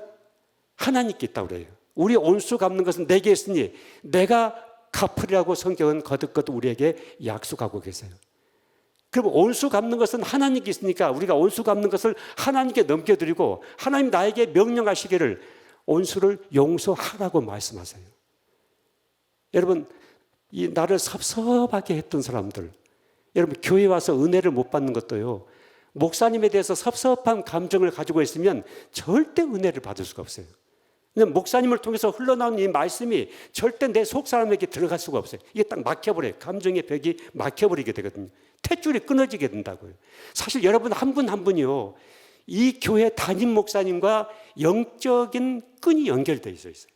그래서 이 담임 목사님을 통해서 주시는 이 말씀들이 우리의 영적인 그 태초를 타고 우리 속 사람에게 전달되고 있거든요. 그래서 이 속 사람이 그 말씀을 먹고 마시고 그 속 사람이 그 말씀을 통해서 살아나야 되거든요. 이게 은혜를 받아야 되거든요. 근데 섭섭한 감정이 있잖아요. 그거 딱 막혀버려요. 그러니까 절대 이 말씀이 나에게 흘러 들어올 수가 없게 되거든요. 자, 그런데 많은 분들이 저한테 이렇게 말을 했어요. 목사님, 저 용서를 좀 하고 싶습니다. 그리고 의지적으로 용서를 해야 된다고 생각이 됩니다. 근데 감정이 바꿔지지 않습니다. 저놈 보면 죽이고 싶은데, 망하는 거 보고 싶은데, 자꾸 그런 생각이 드는데, 그리고 저 사람 보면은 걸레 씹은 마처럼 기분이 완전히 상하는데 내가 어떻게 용서가 됩니까? 감정이 바꿔지지 않아서 용서를 못 하겠습니다. 여러분, 그 말은 맞는 말이에요. 그런데 여러분 생각해 보세요. 예수 믿는 사람들은 감정을 쫓아갑니까? 아니면 말씀을 쫓아갑니까? 우리는 말씀을 쫓아가는 사람들이에요. 아무리 감정이 이렇게 움직인다 하더라도 여러분, 감정대로 사는 것이 사람이 유치하잖아요. 어린 아이일수록 감정에 묶이게 되잖아요. 그래서 사람이 인격적이고 사람이 성숙하다고 하는 것은 감정을 컨트롤할 수 있다는 얘기죠. 여러분, 저도요, 누구 기분 나쁜 목사님이 계세요. 기분 나쁜 목사님, 한국교회 망치게 만들고 한국교회 목사들 이미지 다 땅바닥에 떨어뜨리게 만들고, 그런 목사님 보면요 기분 나빠요. 그러면 그 목사님 딱 만났을 때 그 앞에서 당신 기분 나쁘다 말이지, 그래서 내가 앞에서 막 사태질하고 그렇게 해야 되겠습니까? 아니에요. 나 그렇게 안 해요. 그 사람 딱 만나면 도망가요. 돌아가요. 돌아가서 저 멀리 가서 욕을 해요. 나쁜 놈 말이지. 목사가 되지 말아야 되는데. 그게 A예요. A. 여러분, 감정을 그대로 표출하는 것은 그것은 유치한 거예요. 감정을 내 인격 안에서 컨트롤 해야 되죠. 여러분, 우리는 감정을 쫓아가는 사람들이 아니라 우리는 말씀을 쫓아가는 사람들이에요. 감정은 용서하고 싶지 않아요. 그런데 하나님은 나에게 용서하라고 명령하셨기 때문에 이 말씀을 붙잡고 믿음으로 용서를 선택하는 거예요. 이거 잘 들어보세요. 굉장히 중요한 말씀이에요. 여러분, 죄의 반대가 뭐예요? 죄의 반대가 뭐예요? 선이에요? 거룩함이에요? 의로움이에요? 죄의 반대가 공의로움이에요? 아니에요. 성경은 죄의 반대를 뭐라고 말씀했냐면 로마서 14장 23절에 의심하고 먹는 자는 정죄되었나니 이는 믿음으로 하지 아니한 연고라. 믿음으로 하지 아니한 모든 것이 죄니라고 성경은 쐐기를 받고 있어요. 여러분, 의인은 뭘로 살아요? 믿음으로 살아요. 우리가 뭘로 구원받았어요? 믿음으로 구원을 받았어요. 뭐가 없이는 하나님을 기쁘시게 못해요? 믿음이 없이는 하나님을 기쁘시게 못해요. 여러분, 크리스찬들은 믿음으로 말씀을 붙잡고 믿음으로 하는 이 삶만이 하나님께서 인정하셔요. 다른 것은 모두가 불법이에요. 내가 예수의 이름으로 뭣도 하고 귀신도 쫓아내고 병도 낫고 뭣도 낫고 뭣도 했는데 불법을 행한 자들 내게서 떠나가라.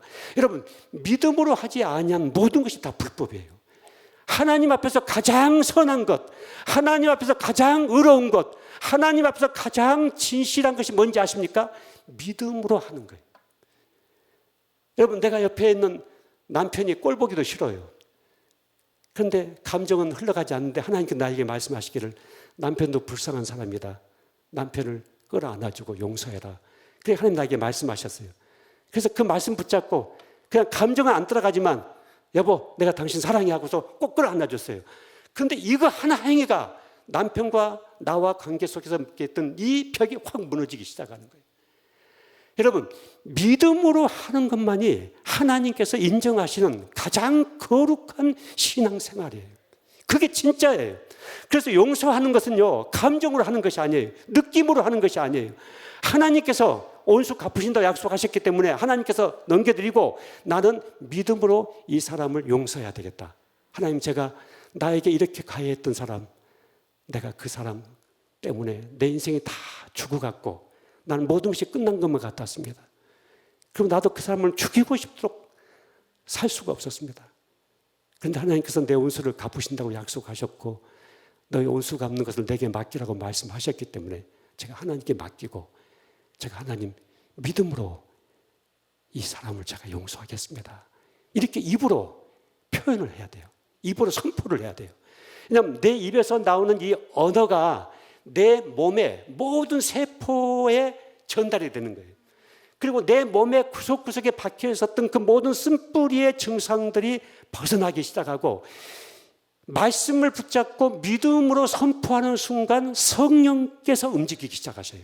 여러분, 성령께서 내 안에 있는 깊은 쓴뿌리를 뽑아내면 내가 자유해질 수가 있어요. 완전히 새로워질 수가 있어요. 여러분이 전혀 다른 삶을 살 수가 있어요. 여러분, 저희 세미나에요 600병동에 정신병원의 원장님이 저희 세미나를 오셨어요. 여러분, 정신병원 600병동이면 굉장히 큰 병원 아닙니까? 그 병원의 원장님이 저희 세미나를 오셨어요. 2번이나 오셨어요. 왜냐하면 많은 환자들을 정신적으로 치료를 하지만은 당신 문제를 해결하기가 어려웠어요. 그래서 저희 세미나에 오셔가지고 이분이 2번이나 참석하시면서 이분이 아버지와의 관계 속에서 맺혀 있었던 그 문제를 풀어내고 완전히 이분이 자유함을 가지셨다는 그 간증을 하신 적도 있었어요. 여러분, 속지 마세요. 느낌이 가야만이, 감정이 가야만이 내가 사랑하고 싶은 마음, 측은한 마음, 궁일한 마음, 내가 용서하는 마음, 이런 마음이 있어야만이 내가 용서하겠다. 이렇게 생각하면 죽을 때까지 용서를 못해. 완전 우리는 쓴뿌리에 묶여가지고 죽어가게 된다고요. 하나님께 넘겨드리고 내가 말씀 붙잡고 여러분, 모든 것이 합력해서 선을 만드신다고 분명히 약속하셨어요. 하나님께서. 그런데 이것도 합력해서 선을 만드실 거예요. 여러분, 이거 생각해 보셔요. 우리 인생을 보실 때요. 자, 보세요. 자, 여기서부터 여기까지가 내 인생이라고 생각해 보세요. 여기서 태어났어요. 이제 100세 시대죠. 100세가 됐어요. 그런데 내가 여기서 나에게 정말 내 인생이 무너질 만큼 완전히 파괴될 만큼 나에게 상처를 준 사람이 있었어요. 큰 환난을 당했어요. 큰 고통을 당했어요. 그럼 나는 생각하기를 이것이 내 인생의 전부처럼 생각하는 거예요. 그런데 하나님은 내 인생을 보실 때 어떻게 보시냐면 여기서부터 여기까지 통째로 보시는 거예요. 하나님은 전체를 보시면서 여기서 일어나는 이 사건도 합력해서 내 인생의 작품을 만드신다 이렇게 말씀해요. 선을 만든다는 얘기는 내 인생의 작품을 만드신다는 얘기예요. 그런데 우리는 생각할 때 내가 여기서 당하는 이 실패, 여기서 당하는 상처, 여기서 당하는 배신, 이것이 내 인생의 전부인 것처럼 생각하다 보니까 그것 때문에 자살을 해버리고, 그것 때문에 삶을 포기해버리고, 그것 때문에 절망해버리는데, 그것은 내 인생의 전부가 아니고 한 토막이에요. 한 토막. 하나님은 내 인생을 한 토막을 보신 것이 아니라 내 인생을 통째로 보시면서 여기서 이루어진 이 사건도 합력해서 선을 만들어 가셔요. 여러분, 지나간 여러분의 인생 속에서 많은 사건들이 있었어요. 많은 아픔이 있었어요. 나를 가해했던 가해자들이 있었고, 내가 억울하게 당했던 것도 있었고, 내 인생이 짓밟히고 내 인생이 망가지고 말로 표현하기 어려운 고통 속에 나를 집어넣었던 그런 가해자들이 있었어요. 그걸 내가 지금 품고 있으면 그 사람보다 내가 먼저 죽어가요. 내가 먼저 병들어가요. 내 인생이 망해간다고요. 그래서 하나님께서 우리를 구원하실 뿐만 아니라 우리를 풍성한 삶으로 회복시키기 위해서 이 밤에 나에게 말씀하시기를, 아무개야, 내가 너의 원수 갚겠다. 내가 너의 그 오남 풀어주겠다. 내가 너에게 있었던 그 손해 내가 보상하겠다. 너에게 주어진 그 물질적인 손해 내가 보상할 것이다. 너는 그 아무개를 믿음으로 용서하라고 말씀하세요. 여러분, 이 부분을 여러분들이 아멘으로 받으셔야 돼요. 아멘으로 받으셔야 돼요. 이제 더 이상 여기서 내 인생을 끌고 가서는 안 돼요. 이 쓴뿌리를 내가 가지고 가서는 안 돼요. 여기서 해결을 해야 돼요. 그래서 여러분들이 반드시 해야 될 것은, 누군가를 사랑하는 것도, 여러분, 감정이 일어나기 때문에 사랑하는 것은요, 그것은 에로스적인 사랑이에요. 에로스는 애로사항이 많은 사랑이에요. 필레오적인 사랑, 필요에 따라주는 우정적인 사랑이 아닌, 스톨게적인 사랑, 혈통적인 사랑을 스톨게라고 헬라어로 표현하잖아요. 그런데 성경에서 말하는 사랑은 아가페, 아가페. 아무런 조건 없이, 아무런 가치도 없는데 무조건 베푸신 그 사랑을 예수님께서 십자가에서 완성시키시고 그 사랑을 우리에게 요구하시는데, 우리에게는 그 사랑이 없어요. 그런데 우리가 말씀을 붙잡고 믿음으로 누군가를 사랑하기 위해서 움직이는 순간 성령께서 그 아가페적인 사랑을 우리에게 부어주셔서 그 사랑의 기적의 현장을 만드시는 거예요. 여러분, 그게 없으면, 고린도전서 13장에 보세요. 그게 없으면 방언을만 하고 구제를 하고 내 몸을 불사르게 내어주고 애언을 하고 산을 옮길만 능력이 있어도 아무것도 아니다, 그렇게 말씀하셨어요. 이제 여러분의 삶 속에서 이 하나님이 주신 은혜를 회복하셔야 돼요. 회복하셔야 돼요. 여러분, 이게 누군가에게 밥을 먹이는 것과 같아요. 누군가를 살려내는 것과 같아요. 여러분만 사는 것이 아니라 여러분이 가지고 있었던 이 미움의 매듭, 용서의 매듭을 풀어내면은 그 누군가를 살려내는, 밥을 먹이는 삶을 사는 거예요. 여러분 보세요. 우리가 대학을 졸업하면 무슨 학위를 받습니까? 학사학위 받죠. 대학원 졸업하면 석사학위 받죠.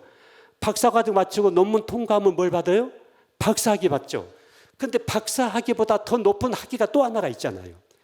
그것은 박사보다 훨씬 더 인격적으로도 훌륭하고 격도 높고 더 많은 사람들에게 선한 영향력을 끼치는 학위가 또 하나가 있어요. 그런데 그 학위를 예수님이 갖고 계셨던 학위였어요. 그 학위가 무슨 학위인지 아십니까? 따라서 해보세요. 밥사. 크게 해보세요. 밥사. 밥을 사주는 사람. 이 밥사의 학위, 밥을 먹이는 사람. 내 주머니를 열어서 누군가에게 밥을 먹이고, 내가 가지고 있는 풍성한 것을 누군가에게 먹이고, 내가 가지고 있는 생명의 꼴을 누군가에게 먹이고, 내가 갖고 있는 사랑을 누군가에게 먹여서 누군가를 살려낼 수 있는 이 사람이 밥사예요. 밥사. 밥을 사주는 사람이. 여러분, 친구 만나가지고 밥 한 끼 제대로 살 줄 모르는 사람은 불쌍한 사람이에요. 불행한 사람이에요. 예수님의 생각은 내가 생명의 떡이다. 예수님은 떡집에서 태어나서 베들레헴에서 태어나셨어요. 예수님은 구유에 누워 계셔요. 어린 생명체가. 구유는 짐승 밥통이에요. 짐승 같은 사람들이 구유에 누워있는 예수님을 믿음으로 먹으는 말미암아 영원한 생명을 얻게 되고, 예수님께서 500년 기적의 현장에서 너희가 먹을 것을 줘라 그렇게 말씀하시고, 여러분 요한복음 21장의 마지막에 예수님이 유언처럼 승천하시기 직전에 내 양을 먹이라 그래요.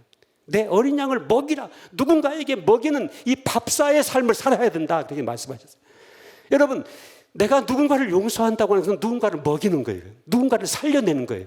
나만 살려내는 것이 아니라 그 사람도 살려내고 내 가정도 살려내고. 그래서 우리가 가지고 있는 중요한 미션 하나는 바로 이 밥사의 삶을 살아내는 거예요. 여러분 한번 살아보시겠습니까? 여러분 신나는 삶이에요. 정말 잘 사는 삶이에요. 정말 하나님께서 위대한 삶을 우리에게 부어주셨는데 그 삶을 구체적으로 실현하기 위해서 이 밤에 우리가 같이 기도하는 시간을 갖도록 하겠습니다. 여러분 다 같이 한번 눈을 감아보세요.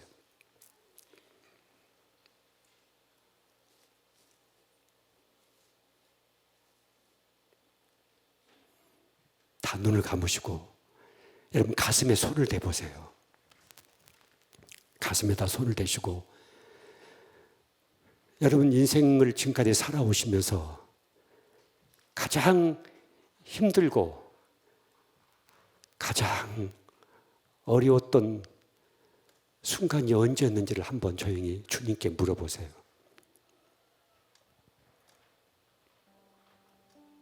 내 인생 여정 속에서 내가 깊은 구덩이 속에 빠져버린 것 같은 그런 충격적인 순간이 주님 언제였습니까?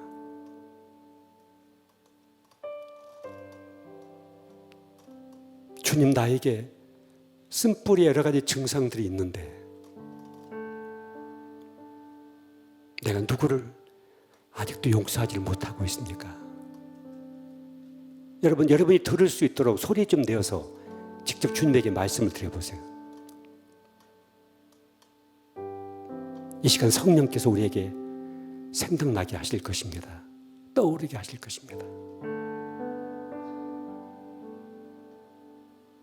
깊은 구덩이 속에 빠져서 더 이상 길이 없다고 주저앉은 순간 절망적이고 좌절했던 그곳에 주님 말씀하시기를 내가 세상 끝날까지 너와 같이 있었다고 말씀하십니다. 그 구덩이에서 누가 나를 끌어내고 있습니까?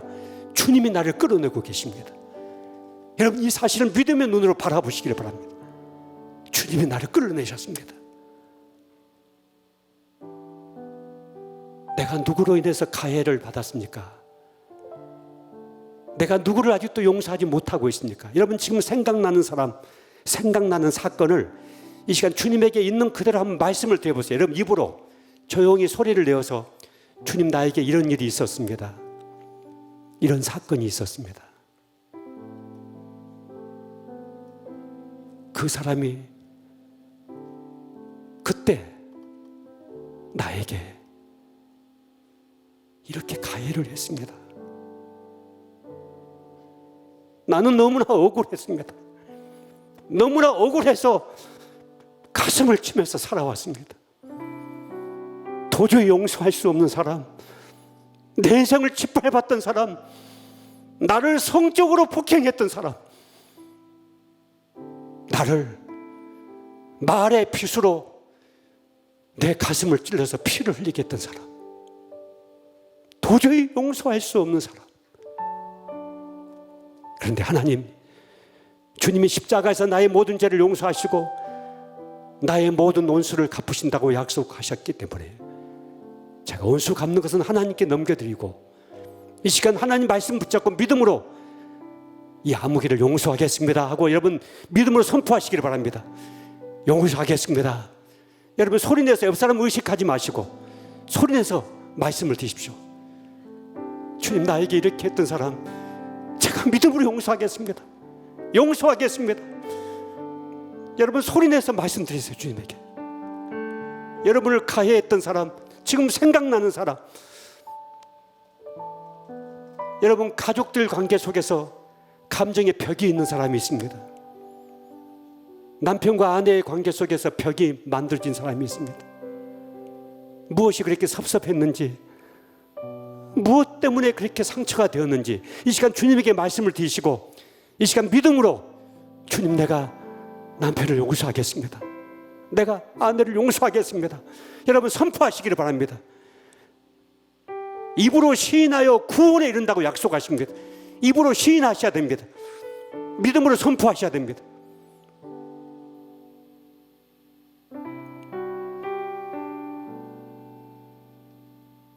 이 자리에 계신 분 중에 늘 나는 억울하다고 생각하면서 사는 분이 계십니다. 나는 억울한 인생이다. 나는 억울하다. 그분은 주님에게 이 시간 그 억울함을 말씀을 드리십시오. 주님, 나 인생이 이렇게 억울했습니다. 이렇게 억울했습니다. 주님, 이렇게 억울했습니다. 나를 억울하게 했던 그 사람, 이렇게 나를 가해했고, 이렇게 나를 무시했고, 내 친정집이 가난하다는 것 때문에 내가 이렇게 무시를 당했습니다. 내가 이렇게 고통 속에 빠졌습니다. 그런데 이 시간 주님, 제가 그 사람 용서하겠습니다. 주님, 믿음으로 용서하겠습니다. 믿음으로 용서하겠습니다. 주님, 믿음으로 용서하겠습니다. 여러분 선포하세요. 믿음으로 선포하세요. 주님, 그 암흑에 내가 믿음으로 용서하겠습니다. 믿음으로 용서하겠습니다. 주님, 용서하겠습니다. 성령 하나님, 이 시간 내 속에 있는 깊은 쓴뿌리를 뽑아내 주십시오. 깊은 쓴뿌리를 뽑아내 주시고 내 속사람을 자유케 해 주십시오. 주님, 자유케 해 주십시오. 여러분, 하나님을 아버지 하고 한번 다시 한번 불러보세요. 아버지, 더 크게 아버지, 아버지, 더 크게 아버지. 용서하겠습니다. 용서하겠습니다. 아버지, 용서하겠습니다. 아버지, 이 사람 용서하겠습니다. 아버지, 이 사람 용서하겠습니다. 나를 용서하지 못하고 있는 분, 주님, 내가 나를 용서하겠습니다. 용서하겠습니다. 용서하겠습니다. 주님, 용서하겠습니다. 이전 것은 지나갔을 때 보라, 새 것이 되었도다.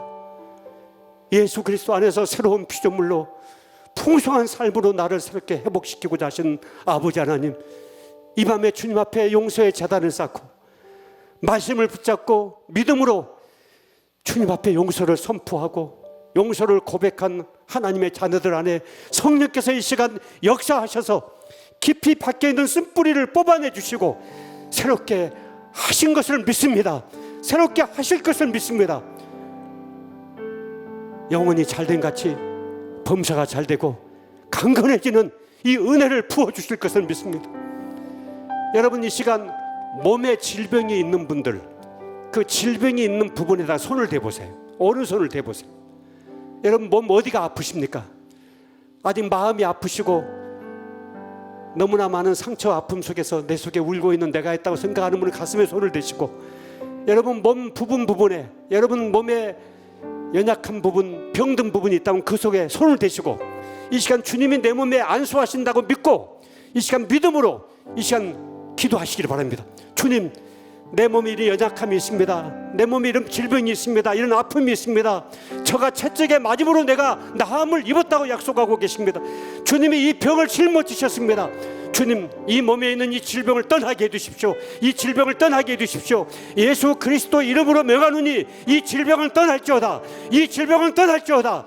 예수 그리스도 이름으로 명하노니 이 질병은 떠날지어다. 내 몸은 건강할지어다. 내 몸은 건강할지어다. 여러분, 믿음으로 선포하세요. 믿음으로 선포하세요. 주님, 내 속사람을 건강하게 하신 것을 감사합니다. 내 몸을 건강하게 회복해 주실 것을 믿습니다.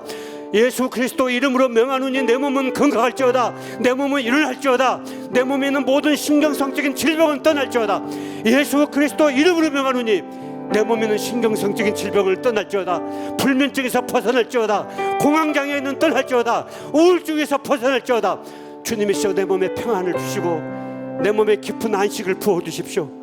거룩하신 아버지 하나님, 내 속사람이 강건해지고 내 영혼이 잘되고 범사가 잘되고 내 몸의 건강함을 회복시켜 주시고 주님께서 인생의 후반전을 시작하게 해주십시오. 인생의 새 판을 짜주십시오. 아버지 하나님, 이 밤이 내 인생의 AD와 PC가 되게 해주십시오. 주여, 이제 과거로 돌아갈 수가 없습니다. 이전 것으로 돌아갈 수가 없습니다. 주님, 이제는 내 인생의 새 판이 짜지고 내 인생길에 새 길이 열리고 새 역사가 이루어질 것을 믿습니다. 새로운 삶이 회복될 것을 믿습니다. 내 감정도 변화되게 해주시고 누군가를 향했던 그 미움의 감정도 사라지게 해주시고 이제 치근한 마음, 불쌍한 마음, 궁리한 마음을 내 안에서 일으켜 주십시오. 주여, 우리의 삶을 새롭게 이루어 가실 주님 감사합니다. 주님 감사합니다. 이 밤을 주신 것을 감사합니다. 우리 가족들 한 사람 한 사람 믿음으로 끌어안겠습니다. 내가 주었던 상처와 아픔들도 아버지 치료해 주시고 용서해 주십시오. 나에게 내 아내를 맡기고 내 남편을 맡기고 내 자녀를 맡겼는데 내가 함부로 대했습니다. 상처를 주었습니다. 그대를 언어로 눈길로 폭행을 했습니다. 주님, 그들의 상처를 어루만져 주시고 치유하시고 새롭게 회복시켜 주십시오. 아버지 하나님, 이 밤에 주님 앞에 용서의 제단을 쌓는 아버지의 자녀들 한 사람 한 사람을 꼭 끌어안아 주시고, 주님, 이제는 내 안에 새 일을 행하시는 거룩하신 성령님의 역사를 우리가 온몸으로 체험하고 또 내 곁에 있는 모든 사람들에게 드러내는 축복된 삶이 되게 해주시기 원합니다. 예수 그리스도 이름으로 기도하옵나이다. 아멘. 아멘.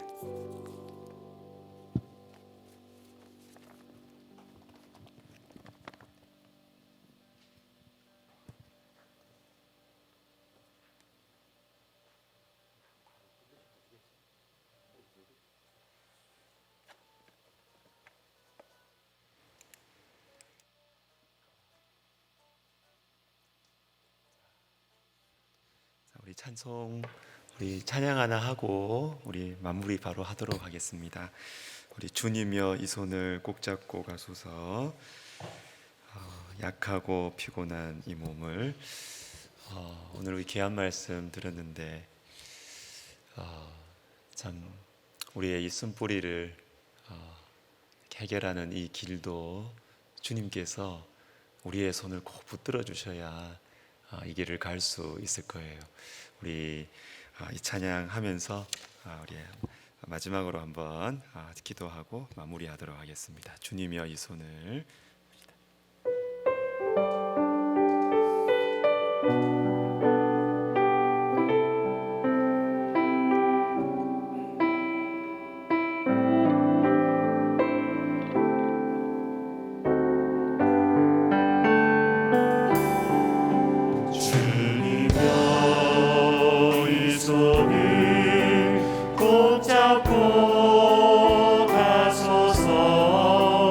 약하고 피곤한 이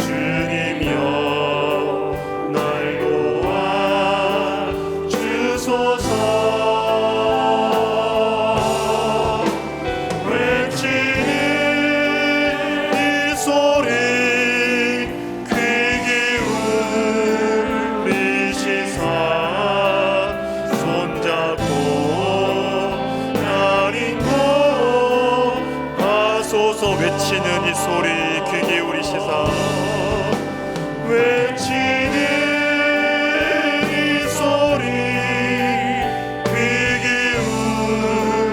기울이시사 손잡고 날 인도하소서.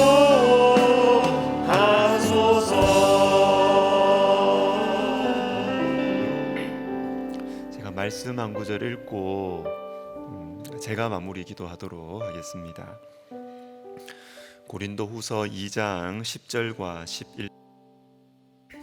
너희가 무슨 일에든지 누구를 용서하면 나도 그리하고 내가 만일 용서한 일이 있으면 용서한 그것은 너희를 위하여 그리스도 앞에서 한 것이니 이는 우리로 사탄에게 속지 않게 하려 함이라. 우리는 그 계책을 알지 못하는 바가 아니로라. 기도하겠습니다. 하나님 아버지, 우리가 사탄의 계책에 속아서 쓴뿌리에 미움에 묶여 사는 인생을 이제는 우리가 그만 내려놓게 하여 주시옵소서. 우리의 감정, 우리의 너무나 논리적이고 타당한 설명들, 내가 미워하는 것은 너무나 당연하고 주님이 사탄의 계책에서 우리가 벗어나게 하여 주시옵소서. 우리의 감정과 우리의 설명을 의지하는 것이 아니라 하나님 약속의 말씀, 그 사랑의 말씀에 의지하여 살아가는, 용서함으로 말미암아 주님 우리에게 주신 이 복음의 생명이 더 풍성하게 풍성해져서 나를 살리고 가정을 살리고 주변을 살리고 교회를 살리는 축복의 통로 모두가 되게 하여 주시옵소서. 이제는 우리 주 예수 그리스도의 은혜와 하나님 아버지의 사랑과 성령의 위로, 교통, 충만하심의 역사가 용서함으로 말미암아 새로운 삶을 살아가기를, 풍성한 삶을 살아가기를 소원하는 모든 심령들 머리 위에 이제로부터 영원토록 함께 있을지어다. 아멘.